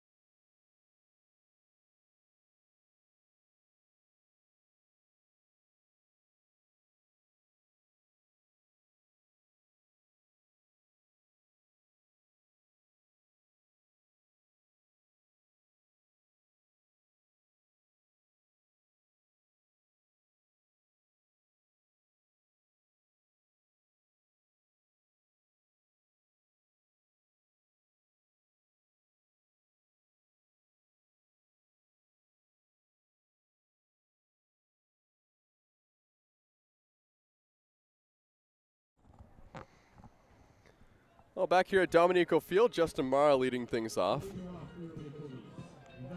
Zach, I don't know if you saw that graphic there on the Chatham-Kent broadcast. That was pretty neat there. They measured all the distances in the outfield. How about that? 267 to right field. I was shocked. That makes Christy Pitts look big. And we've got the big wall out there, too. I know. That's brilliant. I am already in the works of trying to get that measured up here at Dominico Field. I might come back for the next game. Yeah, see, I've never actually been to – I've only been to one other IBL ballpark. That was Kitchener's ballpark. Yeah. So I've never actually seen, like, you know, like Labatt Park or anything like that, or, you know, Chatham-Kent's ballpark. But, man, 267 is wild. Yeah, so there's no numbers on the fence here at Dominico Field, but it's about 300 down the lines. I've actually heard a lot of different things about how far it is. You can never really get just down the lines. Certified answer. Yeah, it's about 300 though. And it might be closer to the 299 side of things than the 300 side of things, but if you ask about how deep Dominico Field is in a lot of the different parts, you get a lot of different answers. The 1-2 is outside. Yeah, if you're a power hitter that likes to hit home runs, you say it's really deep park because I hit it really, really far. Yeah. You know, if you're a speedster and you hit it to the wall, it's pretty shallow. If you're Justin Mara, who's hitting home runs this season, you're saying that you're hitting the ball pretty far because now he's got that big wall to deal with in the outfield. Took a lot of home runs away from the Maple Leafs power hitting lefties. Didn't take away with the one he hit the other night. Went all the way to the shortstop of the Little League diamond. Yeah. I think it's the second time we've seen a ball travel that far. The first one was from, former Maple Leaf Salazzo. Here's the 2-2. Mara fouls it off. But Can you imagine how far that Justin Mara home run would have felt like if it was in Chatham-Kent? Would have been like double. God, they would have thought that thing traveled 490. That would have cleared the wall in the first second and a half. Because that got out of here quickly. Here's the 2-2. High chopper. This one's to second, and there's not much you can do about that one. The only way Kyle Maves was really going to be able to field that baseball is if he charged in and either took it on a short hop or caught it before it took that big bounce. But as soon as Justin Mara pounded that one into the ground, you knew that was going to be trouble. And that is by no fault of Kyle Maves. Yeah, there's not much you can do. It's just that big hop, right? You got to figure out, hey, do I want to try to play it where I can pick it up quickly, or do I just go with, play it after that big hop happens? You try to play after the big hop happened, and with how much power Mara hit that on the ground with, it was going to bounce high. Jonathan Henry trying to go into some uncharted waters for him this season, trying to get through his second inning of work. It's not all one inning appearances so far this season. Tough part of the order coming up, though. You have Dos Santos, Dan Mara, and Spencer Ross. Mm-hmm. If he gets an out this inning, he will have achieved that. Got through 2 innings.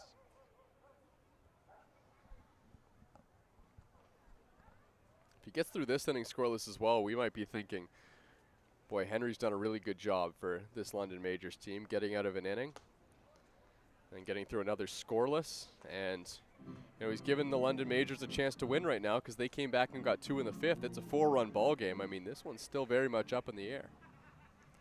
Ryan Dos Santos hit an RBI double in his last at-bat.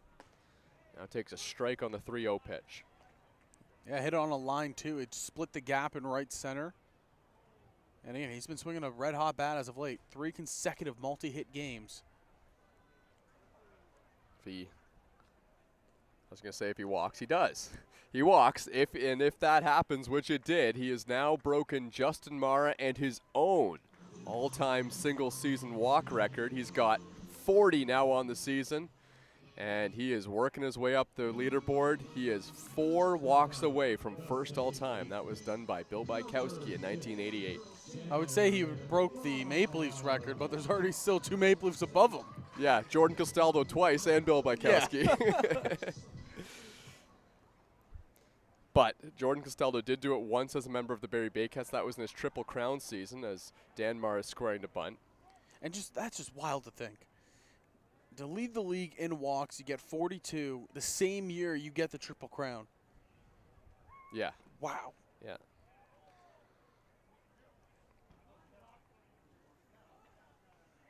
The 1-0. This is a bunt back to the pitcher. Throw to first in time. And Dan Mara gets the job done. The Maple Leafs now have 2 in scoring position. Yeah, that's just a really good executed bunt by Dan Mara because you get now Spencer Ross coming up with a chance to flip the order with less than 2 outs. Well, Dan Mara can really do it all for the Maple Leafs. He can get a hit and put up a long at-bat, and right there just bunts it right off the home plate back to the pitcher. Perfectly done by Dan Mara. And Spencer Ross will try and drive him in now. Luca Boscarino is behind him. 1 out in the inning.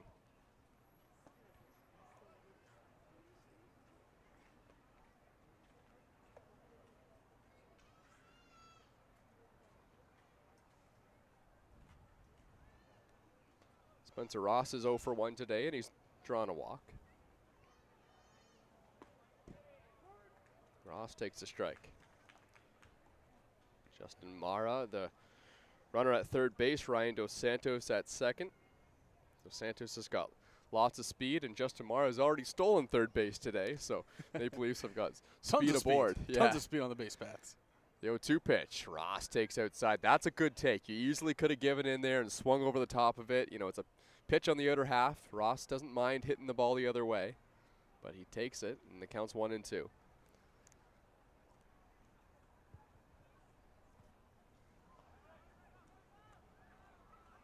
Ross hits this one in the air to center field, and back goes Toby Simmons. He makes the catch, but tagging and coming in to score is Justin Mara, and Spencer Ross gets the job done with a sac fly. It's 8-3.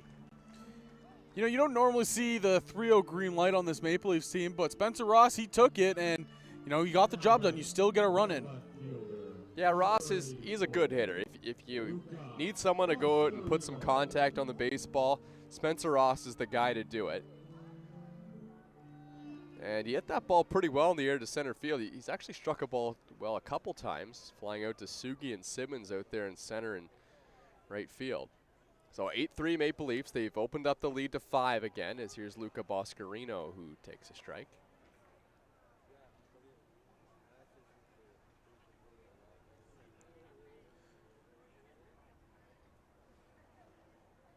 Here's the 0-1. Boscarino pops it up. This one's on the infield and should end the inning. Kyle Maves makes the catch, and that'll do it. The Maple Leafs tack on one more to respond to the London Majors 2 they got in the top of the 5th. And it's 8-3 as we head to the 6th.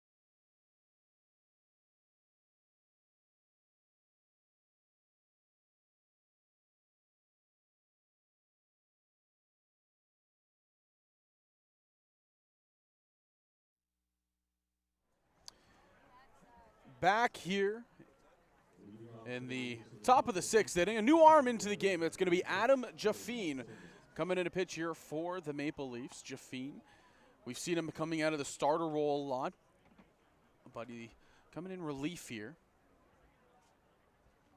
Jaffine's appeared in 8 games, started 5 of them, 25 innings pitched, with 19 strikeouts, only 8 walks. The ERA a little bit inflated, sitting at 7.20. He'll have Toby Simmons, Brad Verhoeven, and Ty Mosher to deal with here in the top half of the 6th. It puts a stamp in the day of Josh Berenbaum, who was just truly sensational on the mound for the Maple Leafs. Big time breaking ball to get Toby Simmons swinging there. Count goes 1-2. And that's the the book on Jaffine right there. It's if he can tunnel that fastball in his breaking ball, it's hard for hitters to pick it up, and we just saw it right there. Here's the 1-2. Ground ball. Hit to Ross. Takes on the high hop. Throw to first in time. They get the speedy Simmons for out number 1.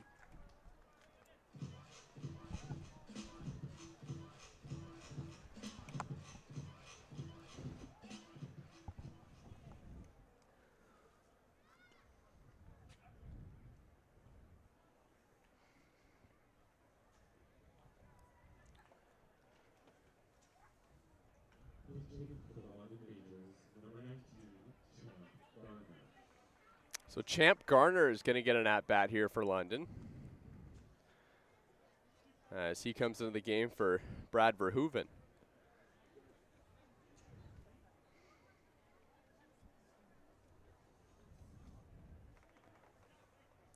Kind of surprised not seeing Garner starting here for the Majors. He's been just red hot when it comes to playing the Maple Leafs. I mean, he just seems like he's always getting on base or hitting the ball hard.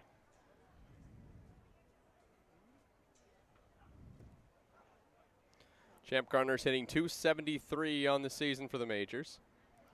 This will be his 100th at-bat of the season unless he walks here against Jaffine. Here's the 2-0. Finds the inside corner, it's 2-1. Champ Garner played last game for the London Majors. He was 1 for 4. Now Garner swings over top of that pitch, and the count's 2-2. Well, one of the big bright spots from last game for the Maple Leafs, even though they lost, was that Wilhelmus Alvarado got another fantastic start on the mound. Yeah, he's looked really good his last couple outings. Here's a ground ball to third, foul. Yeah, he has, and you know, he's an X factor, I think, for the Toronto Maple Leafs. I mean, he's one of their import players. He's had some starts early in the season that weren't great, but he's really locked in this last couple. And the Maple Leafs know when Wilhelmus Alvarado is going good, he is going to be a big factor for this Leafs team. Here's Jaffine's 2-2 to Garner. And it's chop foul at home plate. We were talking about the dimensions of the fields the last inning. Well, that park, 350 to both foul poles, right and left field, and then dead center, 402. That is decisively further than Christie Pitts. That is decisively further than Chatham Kent. Yeah, yeah, by 100 feet. Almost 100 feet. Here's a high chopper back to Jaffine, and it was a miscommunication with him and Jordan Castaldo about who was going to cover the bag. I think Castaldo would have been happy to field that ball and let Jaffine cover, but unfortunately this one doesn't go the way of the Toronto Maple Leafs, and now there's a runner on for Ty Mosher. Yeah, you can see there Castaldo probably just giving him a friendly earful of just, hey, you know, I can get that for you next time. Just go to the bag. Yeah, and Adam Jaffine, I mean, he had a plan there. He thought he was going to field that baseball and just try and beat the runner to the bag. It just didn't work out that way for him. Yeah, just a little bit off. There was definitely another world, though, where that worked out. It's just Champ Garner has blazing speed coming down the first baseline, and you know his eyes were as wide as sausages as soon as he saw how high that ball was and how difficult to play it was going to be. I mean, in Jaffine's defense there, what if Adam Jaffine had ended up fielding or letting Castaldo field that baseball? I mean, Jaffine was still making a straight line to first base and didn't beat Champ Garner there, so it might have still gone the same way. The 1-0 pitch outside.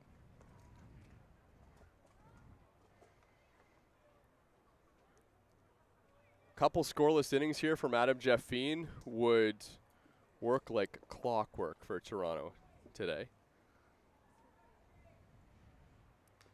That would bridge the gap to the late innings, and it would also give us a chance to see who is going to be that late inning guy for the Toronto Maple Leafs.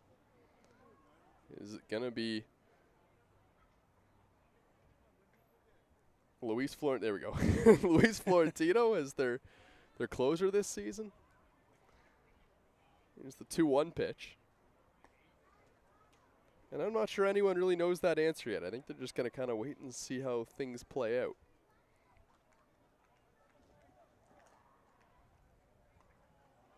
Three and 1 the count now on Ty Mosher.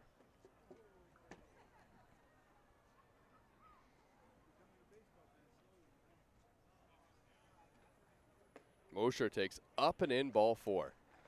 2 runners on now for the Majors here in the 6th.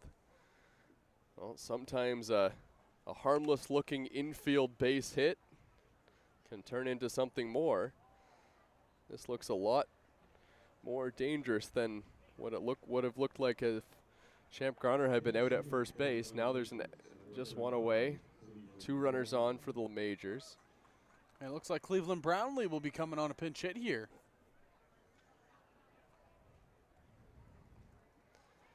Well, one of the Inter-County Baseball League legends, Cleveland Brownlee. Always a treat when we get to see him get an at-bat. Now, he was at the All-Star game as one of the coaches on the All-Star game. It was the first pitch to Brownlee, and he takes a strike. And what did he do? He came in and faced Fernando Rodney, and wouldn't you know, he got himself a base hit. He's able to tap one through the left side. That's got to be one of my favorite Cleveland Brownlee moments, and obviously my very short time in the Inter-County Baseball League by Brownlee standards. Hey, the coach knew what the plan was.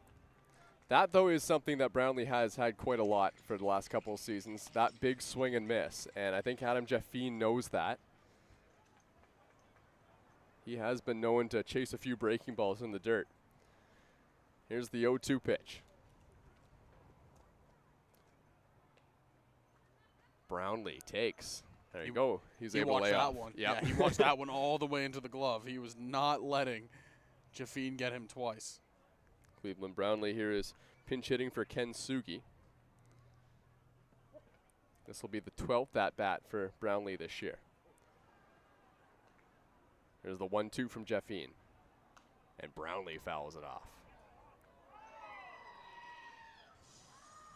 Well, Cleveland Brownlee on these last couple pitches has not been trying to poke a single the other way. He's had some big cuts. I think the belt came undone. Yeah, that's how big the cut was. Yeah, it's a big swing. It's a really, really big swing. Sometimes you've seen it where so much power on the swing, the bat goes flying. No, this time it's just the belt just unbuckled on you.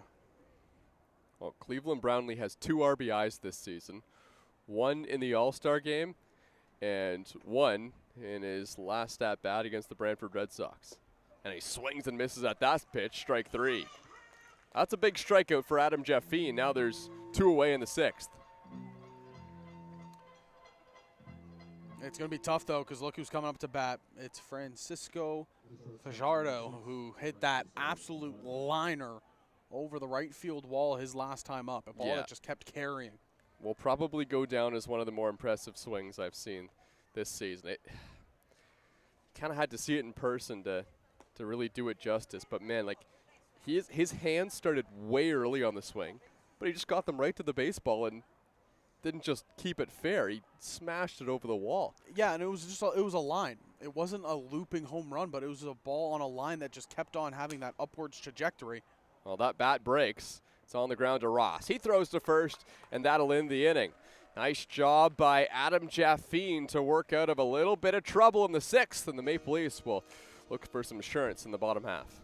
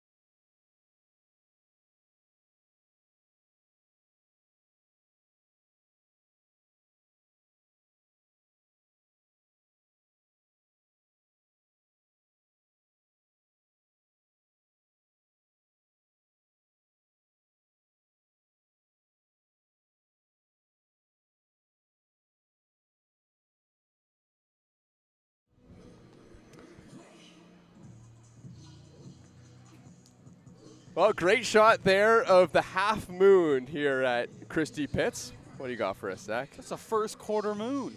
Oh, I thought it was going to have a better name than that. No.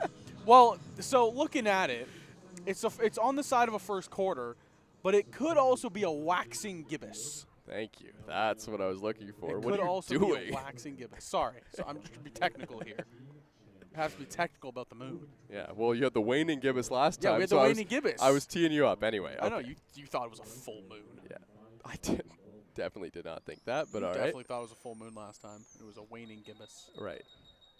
New pitcher into the game is Alex Springer for the London Majors, as he'll try and keep things close here. Still just a 5-run game, but you got to shut down the Maple Leafs at this point to try and get back in it. Springer's first pitch is upstairs to John Javier.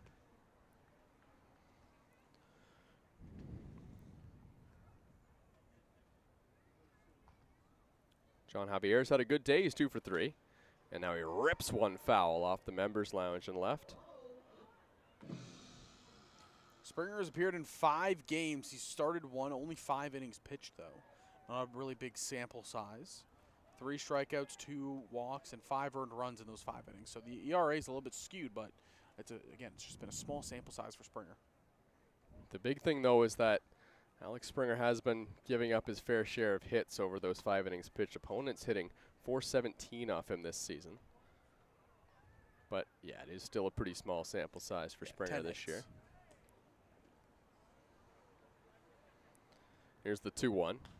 Javier hits it in the air, floating down the left side, and it is going to drop. Well, that was always going to be a very tough play for Tucker Zadunik, who is now the first baseman into this game. Yeah, that's always a hard play for a first baseman. But one thing I will say about Zadunik, he was the only player over there whose hat stayed on his head. I looked over, second baseman, right fielder were both charging it. Both their hats just quietly sitting there on the field. Yeah, they were all taking a straight line to the baseball, but it was really Zadunik was the only guy who was going to be able to have a play on it. 2-2 pitch now to Javier. This one's popped foul, this time behind home plate. So Champ Garner is now in the game in left field. And Charles Bowman has come into the game to play right.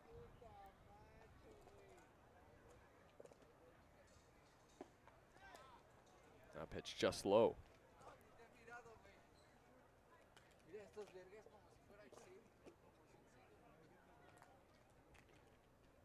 Full count here on Javier. Strike 3 called at the knees. Alex Springer gets the punch out.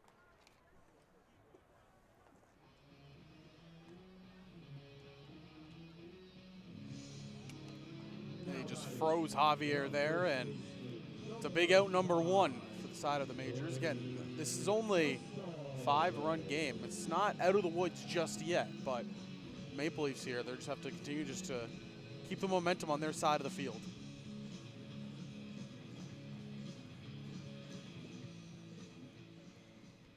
Well, it's going to bring Jordan Castaldo to the plate. Castaldo takes low and outside on the first pitch. Jordan Castaldo will get a lefty-lefty matchup again like he did against Colby Ring to start the game.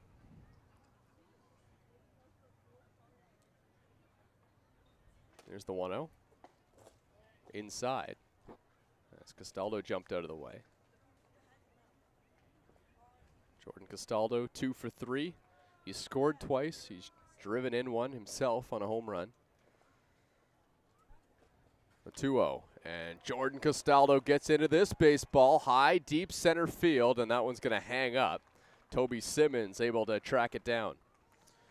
Yeah, he sold out for the pole side there, and he just got underneath it. I mean, he's got a good piece of the bat on it, just didn't get the full barrel, and that's kind of what let it hang up there. Number 4, Marcus Burnett. Well, Marcus Connect officially 0 for 1 today, but he has walked and scored in this game. He was intentionally walked earlier in the game.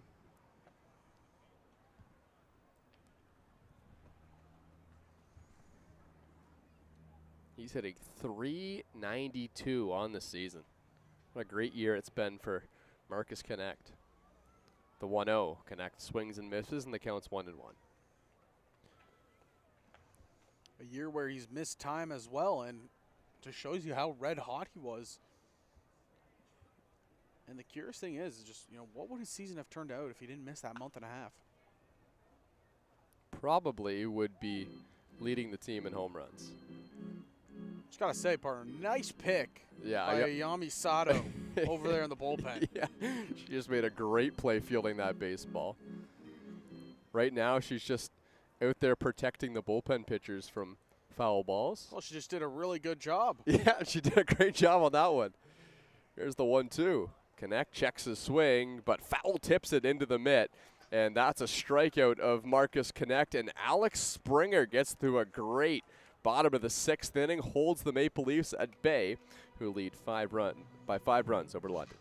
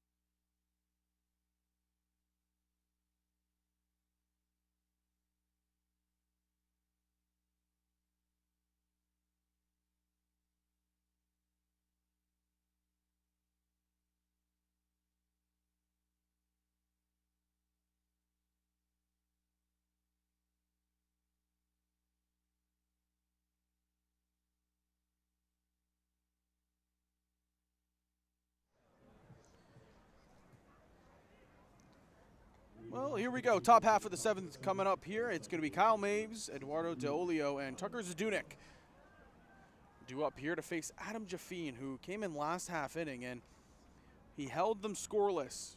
Got the first out quickly, and then he had a little bit of danger with the Verhoeven single and the walk to Mosher, but then proceeded to strike out Cleveland Brownlee and then get Fajardo to ground it to shortstop. So no damage done in the 6th. And Jaffine will look for another clean inning here.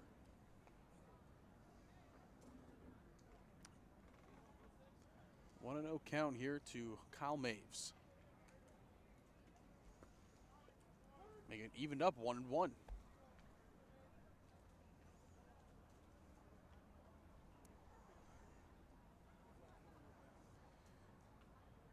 Maves on the day, 1 for 2. He also walked earlier in the ball game, but he was doubled up.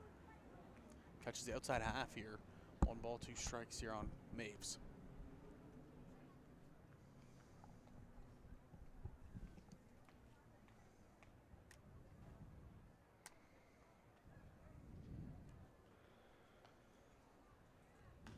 That's that off speed. This is popped up, shallow left field.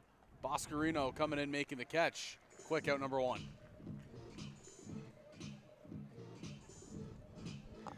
That great speed of Luca Boscarino on display out there in left field. He's used that to his advantage a couple times today.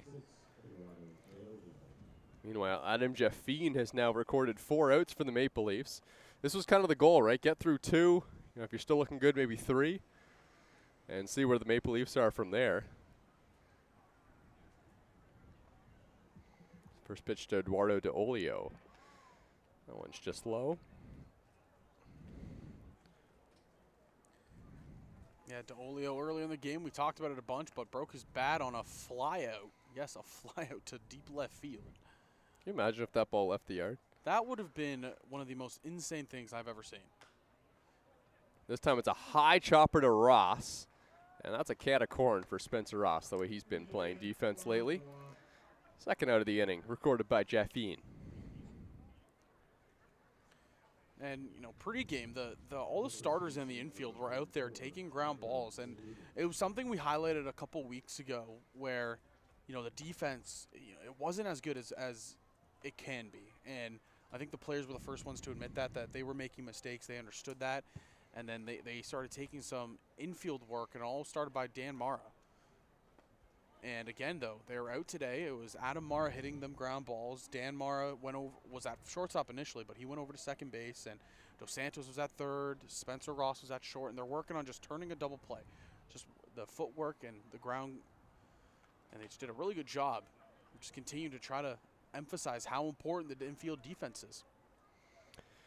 Yeah, that's kind of been the typical routine for the Toronto Maple Leafs, especially after they want to get some infield work in. Adam Mara comes out, he hits the ground balls. A lot of the time it's a Yami Sato who's right beside him catching the balls that are being thrown back in. They do that a little before batting practice, or maybe bleeding into the end of batting practice. Adam Mara will also stand on the side and hit ground balls between pitches in batting practice too, to give the infielders a little extra work. Here's the 1-2 to Zadunik. The one constant, though, the Mara brothers are always very involved in the batting practice. Is that check swing? The out third base umpire said no swing on Zadunik.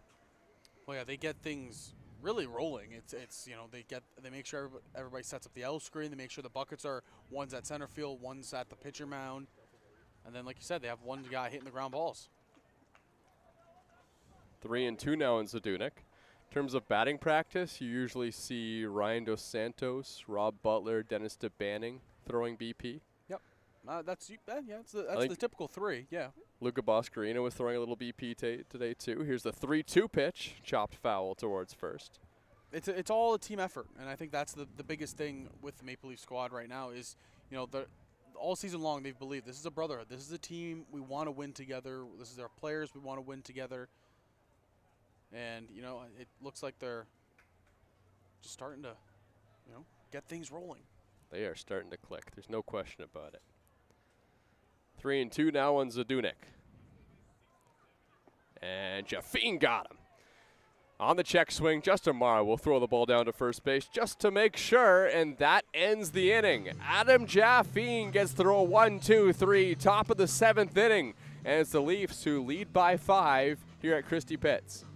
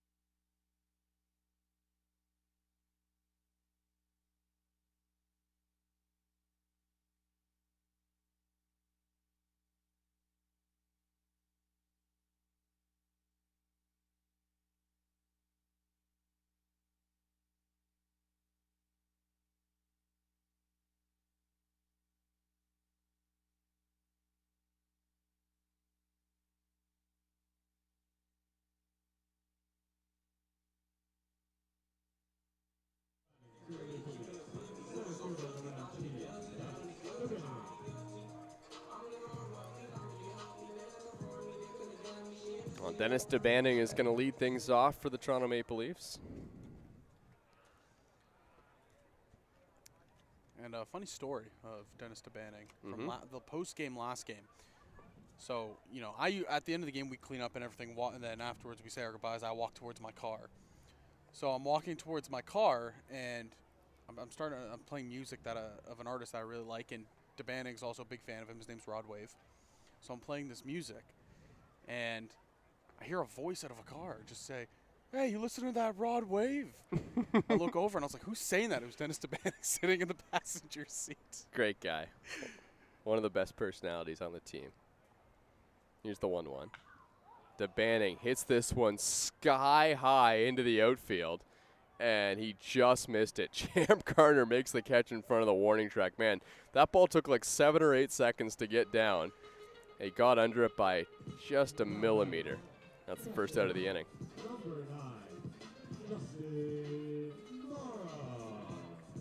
Well, that is the legs of Ryan Dos Santos, who's on deck, waiting for Justin Mara's at bat.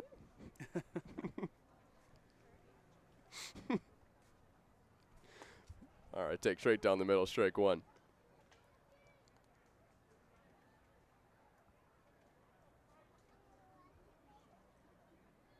Justin Mara, 3 for 3 today. Takes a strike. Don't look now, but Justin Mara has raised his batting average to .295 on the season. At the beginning of today, he was hitting .279. The 0-2 pitch. Strike 3 called. Justin Mara goes down looking. That's what I like to call the old Castor kibosh. Yeah, 290. Justin Mara's going to see you next time and say, don't talk about my batting average when I'm up.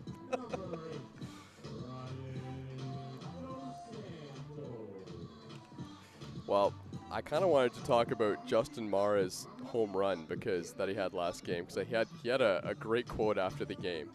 He says, if there's one thing that keeps me coming back for all these years, it's the feeling right there of the ball that he hit out of the ballpark. It's one of the best feelings in sports. It's addicting. And, you know, that's just so true. I mean, these Mara brothers, you know, I talked to Dan. They're always kind of talking about, oh, you know, this might be the last season. That was like 4 or 5 seasons ago. They're still here because they're still playing well. Yeah, and they're having fun doing it. They're producing at a high level still, so why not keep coming back? Yeah, and when I heard that from Justin Mara, I was like, how could you possibly leave the game of baseball when you're still hitting balls like he is right now?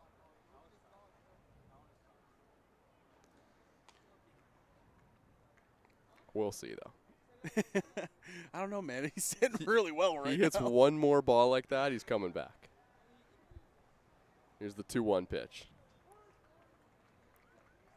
By the way, that's pure speculation, and this has actually been the one season that I haven't heard from any of the Mara brothers that they were kind of thinking of winding it down. I don't know if you can after this season. Yeah, they've all been great. Here's the 2-2. Swing and a miss by Ryan Dos Santos, strike 3. How about Alex Springer?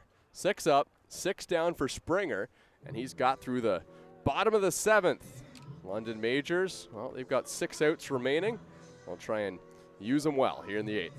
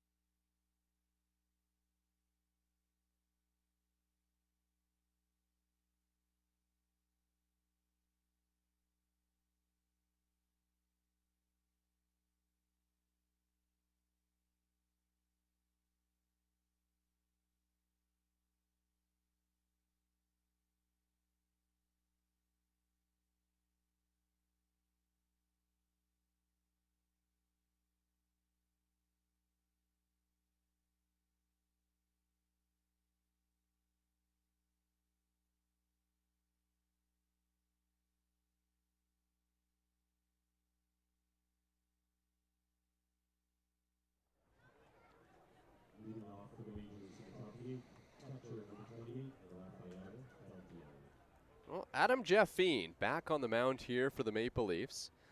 Jeffine has got through 2 innings of work, just given up 1 hit and a walk and struck out 2. Just needed to face 8 batters for 6 outs. Yeah, I've been really impressed with just the pitching as a whole for the Maple Leafs today. You know, Josh Berenbaum, we've talked endlessly about his year and the value he's brought to this team. Well, I mean, Adam Jeffine has kind of done the same thing. You know, he's been open to starting. He's been open to coming into the bullpen. He's just kind of a guy that, you know, if you need him to do something pitching-wise in a game, he'll come in and do it. And consummate professional. You know, we've chatted with him once on the field, and he was just saying, I'm just happy I can still come out here and play.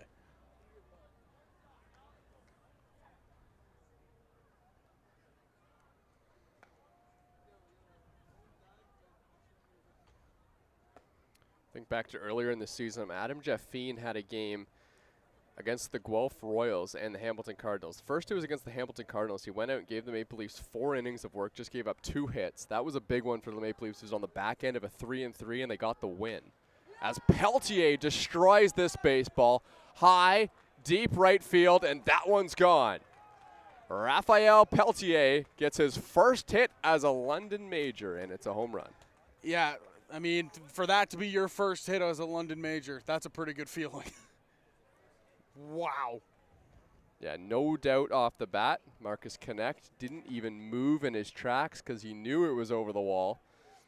And the London Majors have made it a 4-run ball game again.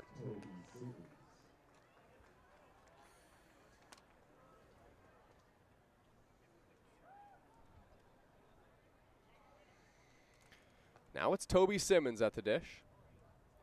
Another guy who's hit a home run today.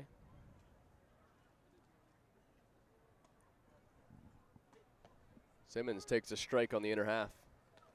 And I know you said this is a pretty big game for London because, again, they're smack dab in the middle between Barrie and Welland. But if you look at the side of the Maple Leafs, they're 1 game behind the Guelph Royals. You know, and obviously it's a tall task to ask for, but you want to move up in the standings as much as possible, get a better first-round matchup. Right now, it looks like they would be facing off against the London Majors, but, you know, currently the out-of-town scoreboard, Hamilton is up 6-2 on Guelph. This one's right back, and it goes off the knee of Adam Jeffine into the outfield. Might have just skimmed him on the way by. That's a single for Toby Simmons. Those are just 2 hard back-to-back hits on the side of the Majors. To be honest, I'm not actually sure if that one hit Adam Jeffine or not. I think the reaction that he had was more of just frustration with the location of the pitch than anything else. Yeah, that did not hit Adam Jeffine. It was just a hard hit single up the middle. Nobody out in the inning still. Champ Garner at the dish.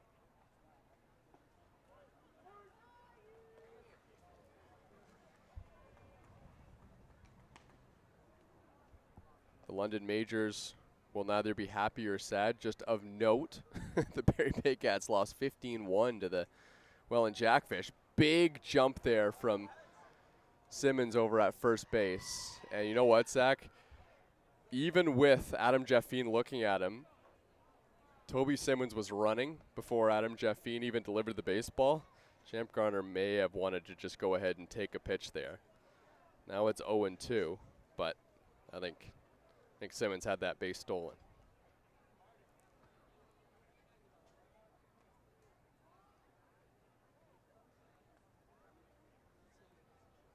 The 0-2, low. Funny thing was that Simmons has been taking an aggressive lead. Then he had like a running start before Jeffine had even had a movement. Now he's standing right beside first base. He's not taking much of a lead at all. The 1-2. Swing and a miss, strike 3. Big first out of the inning via a punch out from Adam Jeffine. That's a huge one, especially against Champ Gardner, who has been such a lethal bat against the Maple Leafs.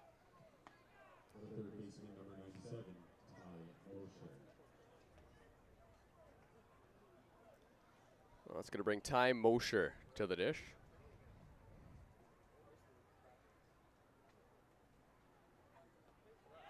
Swing and a miss. Mara's throw down on a hop, and it skips into center field. Toby Simmons will try to take advantage. He cruises into third base.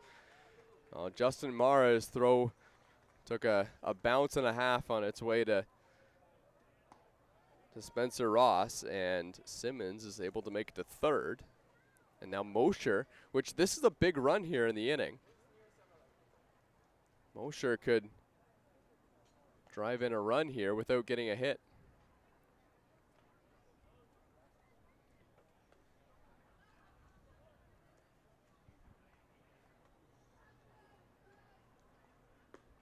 The 0-1 pitch is outside.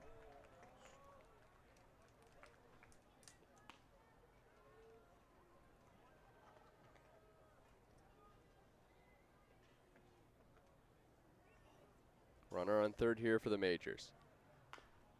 High chopper to first. Castaldo has it, steps on the bag. Simmons holds his ground. 2 away.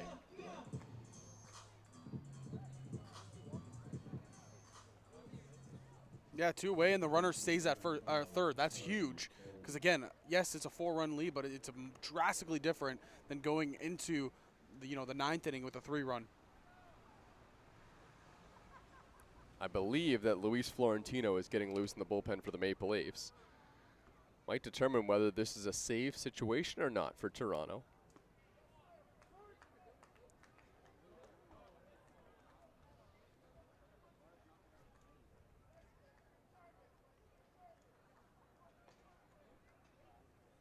Charles Bowman at the dish. And he swings and misses. Adam Jeffine got him way out in front on that pitch. That one just a little bit of an excuse me swing, As a lefty with a left-hander on the mound, it is so tough to pick up a breaking ball because, you think it's coming in at you. The spin is so tight you can't read it, and that's just kind of what that swing was. The 0-2.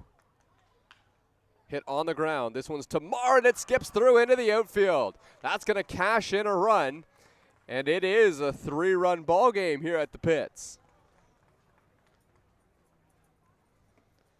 Well, Charles Bowman, who came into today 2 for 6, hadn't had many at-bats at all, and 1 RBI on the season, has driven in 1 for the Majors. Well, I guess the error will probably mean that he doesn't get the RBI, but puts the ball in play, and it works out for London. 8-5 the score now. This is interesting. This is a pinch hitter, Noah Williams, coming in for the leadoff man, Francisco Fajardo.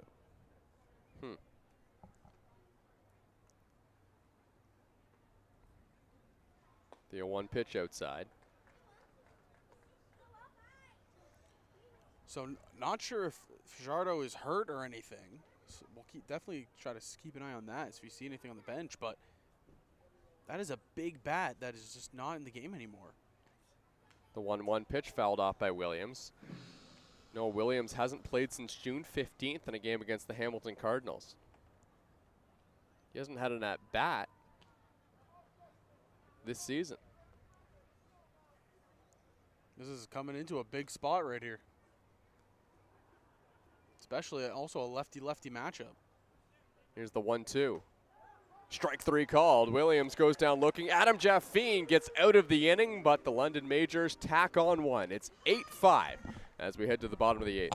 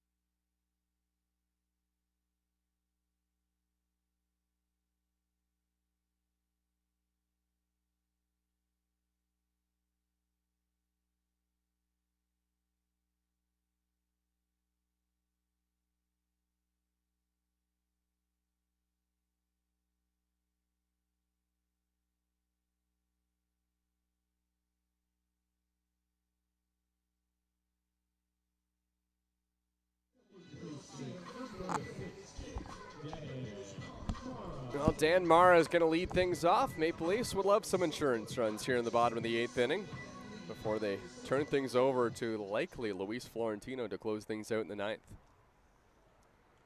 New pitcher of the game, Jared Lund. Third lefty the Maple Leafs are going to face today. And things are getting interesting in the out-of-town scoreboards. Barrie and Welland, they're done. 15-1 game there for the Jackfish. Kitchener is actually up right now on the top of the 8th on the Chatham-Kent Barnstormers. So that's a big game because Kitchener sits, I believe, 1 game back of the Maple Leafs. And obviously, that's the 8th seed. So then the 8th seed would play the Welland Jackfish. And then the other one is the bottom of the 7th. Hamilton up 6-2 on Guelph. So, you know, could see some possibly that race between 8, 7, and 6 get a little bit tighter after tonight. You know, obviously still have plenty of game left to go in all of them. Toronto Maple Leafs will play the Chatham-Kent Barnstormers next. If that score was to flip and Chatham wins against Kitchener, that would mean that if the Maple Leafs won today, they would have a nice little cushion. They'd have a couple games on the Panthers. It would also mean what's happening in Guelph. That means a lot Hamilton more. and Guelph, yeah. Guelph is losing as well, so that would mean that they also are within half a game of the Guelph Royals for 6th place. Yeah, Guelph has played the least amount of games out of those 3 teams. They're 1 game short, so it would definitely make things quite interesting. Hamilton, you know, they are just above. They're 17-16 on the year, but, you know, Hamilton to Toronto, they're only, you know, a couple games out, 2 games. Ball 4, and Dan Mara will head down to first base, where he greets the new first baseman, Noah Williams, who's come into the game. Came in as a pinch hitter for Fajardo.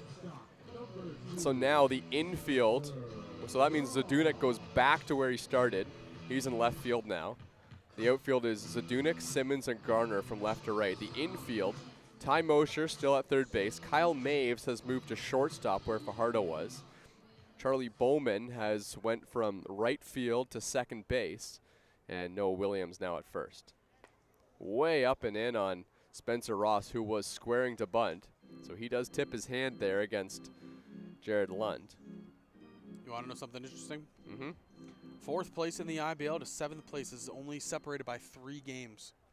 Yeah, it's tight right now. Yeah, this could be an interesting, you know, final stretch of the season for all the teams involved. Everyone obviously trying to jockey for position. That pitch in the dirt, and Spencer Ross may have just jumped over that baseball. 2 wild balls there from Jared Lund. Because it's a 42-game season, correct? That's correct, yeah. So after tonight, Leafs would have 6 games remaining. Mm-hmm. Things could get very interesting. I asked Jordan Castaldo before the game, you know, about the standings and, you know, kind of the goals for the Maple Leafs. And he said, I'm going to be honest, Thomas, I have no idea where we are in the standings right now. That's just not something that's on the Maple Leafs' mind. And as a player, it really doesn't matter. Like, your job is to go out and try and win 1 game at a time. And that's exactly the mindset that the Maple Leafs have right now. So here's the 0-2 pitch to Spencer Ross. He's squaring to bunt again, and he gets it down. He drops it right down towards first base. Here's the throw to second. Oh, it's in time. They got him. That was a gutsy play there by Raphael Pelletier. It works out, but he two-hopped it to the shortstop, Kyle Maves, who just came into the game. He was able to field the baseball, and somehow the London Majors end up getting the lead runner. It wasn't that bad a bunt by Spencer Ross. It was just that Raphael Pelletier made the ambitious play. Yeah, Pelletier, we know he has a cannon behind home plate. We saw it earlier in the game, and he just displayed it there again. Yes, it was a two-hopper, but wow. Yeah, that was a little dicey. Throw it down to second base. But yeah, you're right. It did get the job done. So 1 out. And Luca Boscarino at the plate now.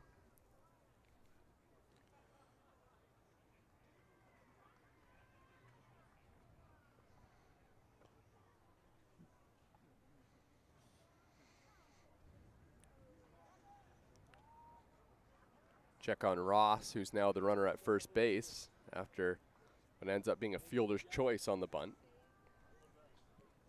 Jared Lund has an ERA of 10.64 in 11 innings pitched this season. The 0-1 to Boscarino. And he swings and misses at that one. That was a slow breaking ball. And that's been a signature pitch for Jared Lund.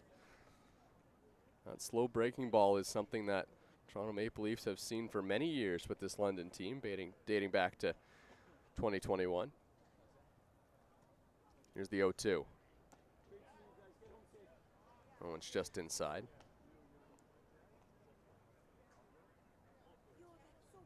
Jared Lund isn't the biggest guy out there on the mound, stands at 5'9", but he gets real good extension. If you watch his delivery, he gets right down and reaches way out before he releases the baseball. This time he throws it over to first. Well, who else is a not so tall side-winding lefty that we know of? Adamara? Yep. He also just does a good job. He gets good reach on the ball, and that allows him to have really good spin. Yeah. But Lund is a little bit more over the top. Like you'd think maybe he's Saturn, but watch when he throws the baseball here. Oh yeah, he gets so low that it's over the top. Yeah. See, that's what I was thinking. It's crazy because his arm ends up on the side of his body, but he has a huge step kind of towards the third base side of home plate. Yeah, when you're able to extend like that, it just gives a little bit more velo on the ball because you're pushing off your back leg more. Here's the 2-2. There's the breaking ball, and Luca Boscarino hits it high, deep to left field, but that one's going to hang up. Boy, Boscarino may have got that one off the end of the bat a little bit, and reasonably so. That was a very slow breaking ball from Lund, and he just missed it. That's the third time this game where Boscarino, he's hit a ball well. It's just been a little bit miss off the barrel. Yeah, that was a good example of, the ball itself just didn't provide any velocity whatsoever. Luca Boscarino had to provide all the power. As we see Mike Cicchetto coming in to get an at-bat. Yeah, and it's also just it's a gorgeous night for baseball. Really no wind whatsoever, but it's still warm enough where you're not freezing cold just sitting and watching. And Cicchetto hits one on the ground. This one's to second base. Flip to the shortstop. Kyle Maves covering second base just in time to get Spencer Ross. And that will end the 8th inning. Toronto Maple Leafs lead by 3. And hold on, we'll stay with you here. Who's coming into the game? Luis Florentino is headed back towards the dugout. And nah, never mind. You'll have to wait. We'll take a quick break and be right back.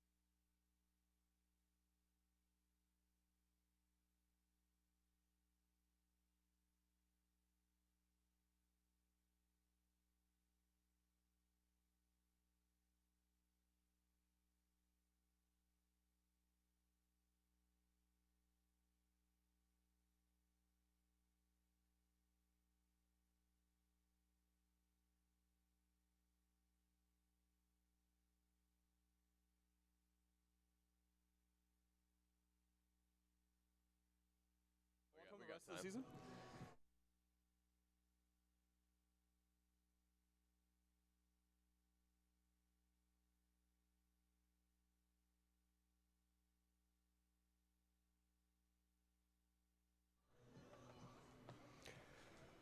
Well, the Toronto Maple Leafs are turning to their big gun here. Luis Florentino, a 3-run game here in the 9th.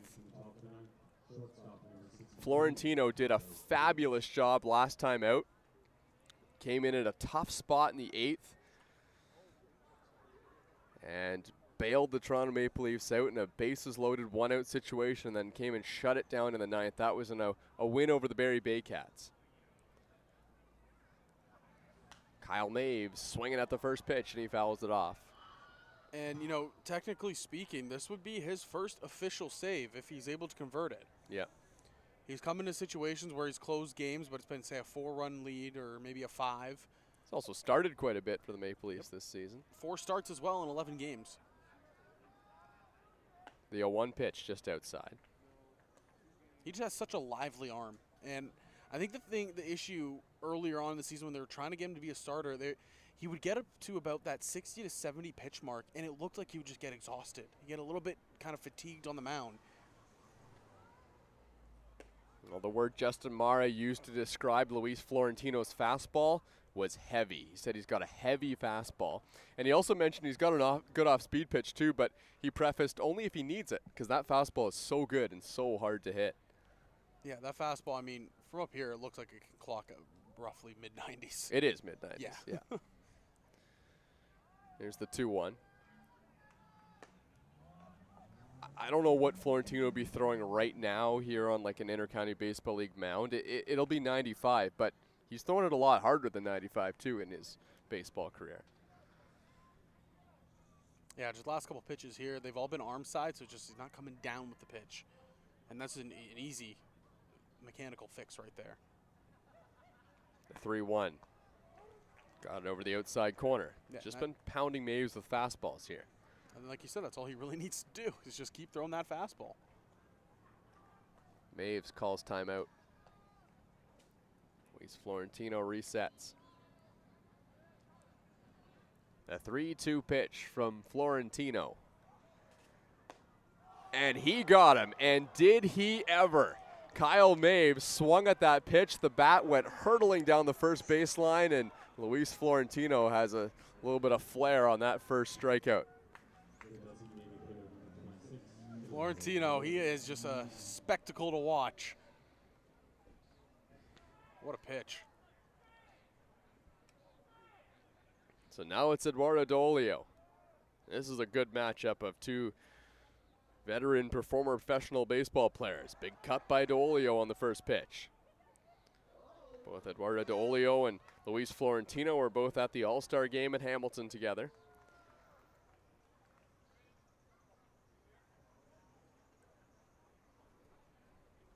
Here's the 0-1 pitch. Over the head of D'Olio as he ducks out of the way. Well, I asked Luis Florentino before the home run derby, who do you think is going to win the home run derby? He said Eduardo D'Olio. And if it hadn't been for the wind blowing in stiffly from left field in Hamilton, which gave left-handed hitters absolutely no, or right-handed hitters absolutely no chance in the home run derby, I think he probably would have. Heads up, this one's coming our way. Believe it or not, that's not the hardest one that's coming to our booth. Yeah. Oh, my. 1-2 now on D'Olio. So he's attacked him here with 2 fastballs. Do you think he buries one? The 1-2, tried to. Did not, though. Yeah, it slipped. Fair to say that it didn't bury? Yeah. Fair to say that was meant to be a slider that just did not come out of the hand properly. I can say I've done that a couple times. Not at his velocity, a little bit, probably a lot slower, but Yeah. I've done that a couple times. But this is the if he needs to throw his off-speed pitches situation right here, because he needs to. This is, Eduardo D'Olio is a great hitter. He can catch up to that fastball. The 2-2, not that time though. Luis Florentino, a perfect pitch on the outside corner. 2 outs, 2 strikeouts for Florentino. Majors down to their final out. If I'm the Maple Leafs, I see Florentino, what he's doing in the closer role. If it ain't broke, don't fix it.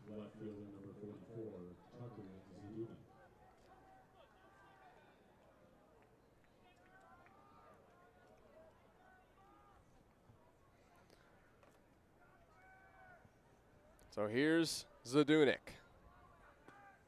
First pitch just misses outside. We've seen so many teams in the IBL have so much success because they have a guy in the back end of their bullpen that's just shut down, lights out, and you have a guy in Luis Florentino. He's looking like one of those guys. Zadunik pops it up. Spencer Ross sprinting over from shortstop, and he makes the catch. Luis Florentino locks down the save. A couple punch-outs and a pop-up from Zadunik, and the Maple Leafs get a much-deserved win at home.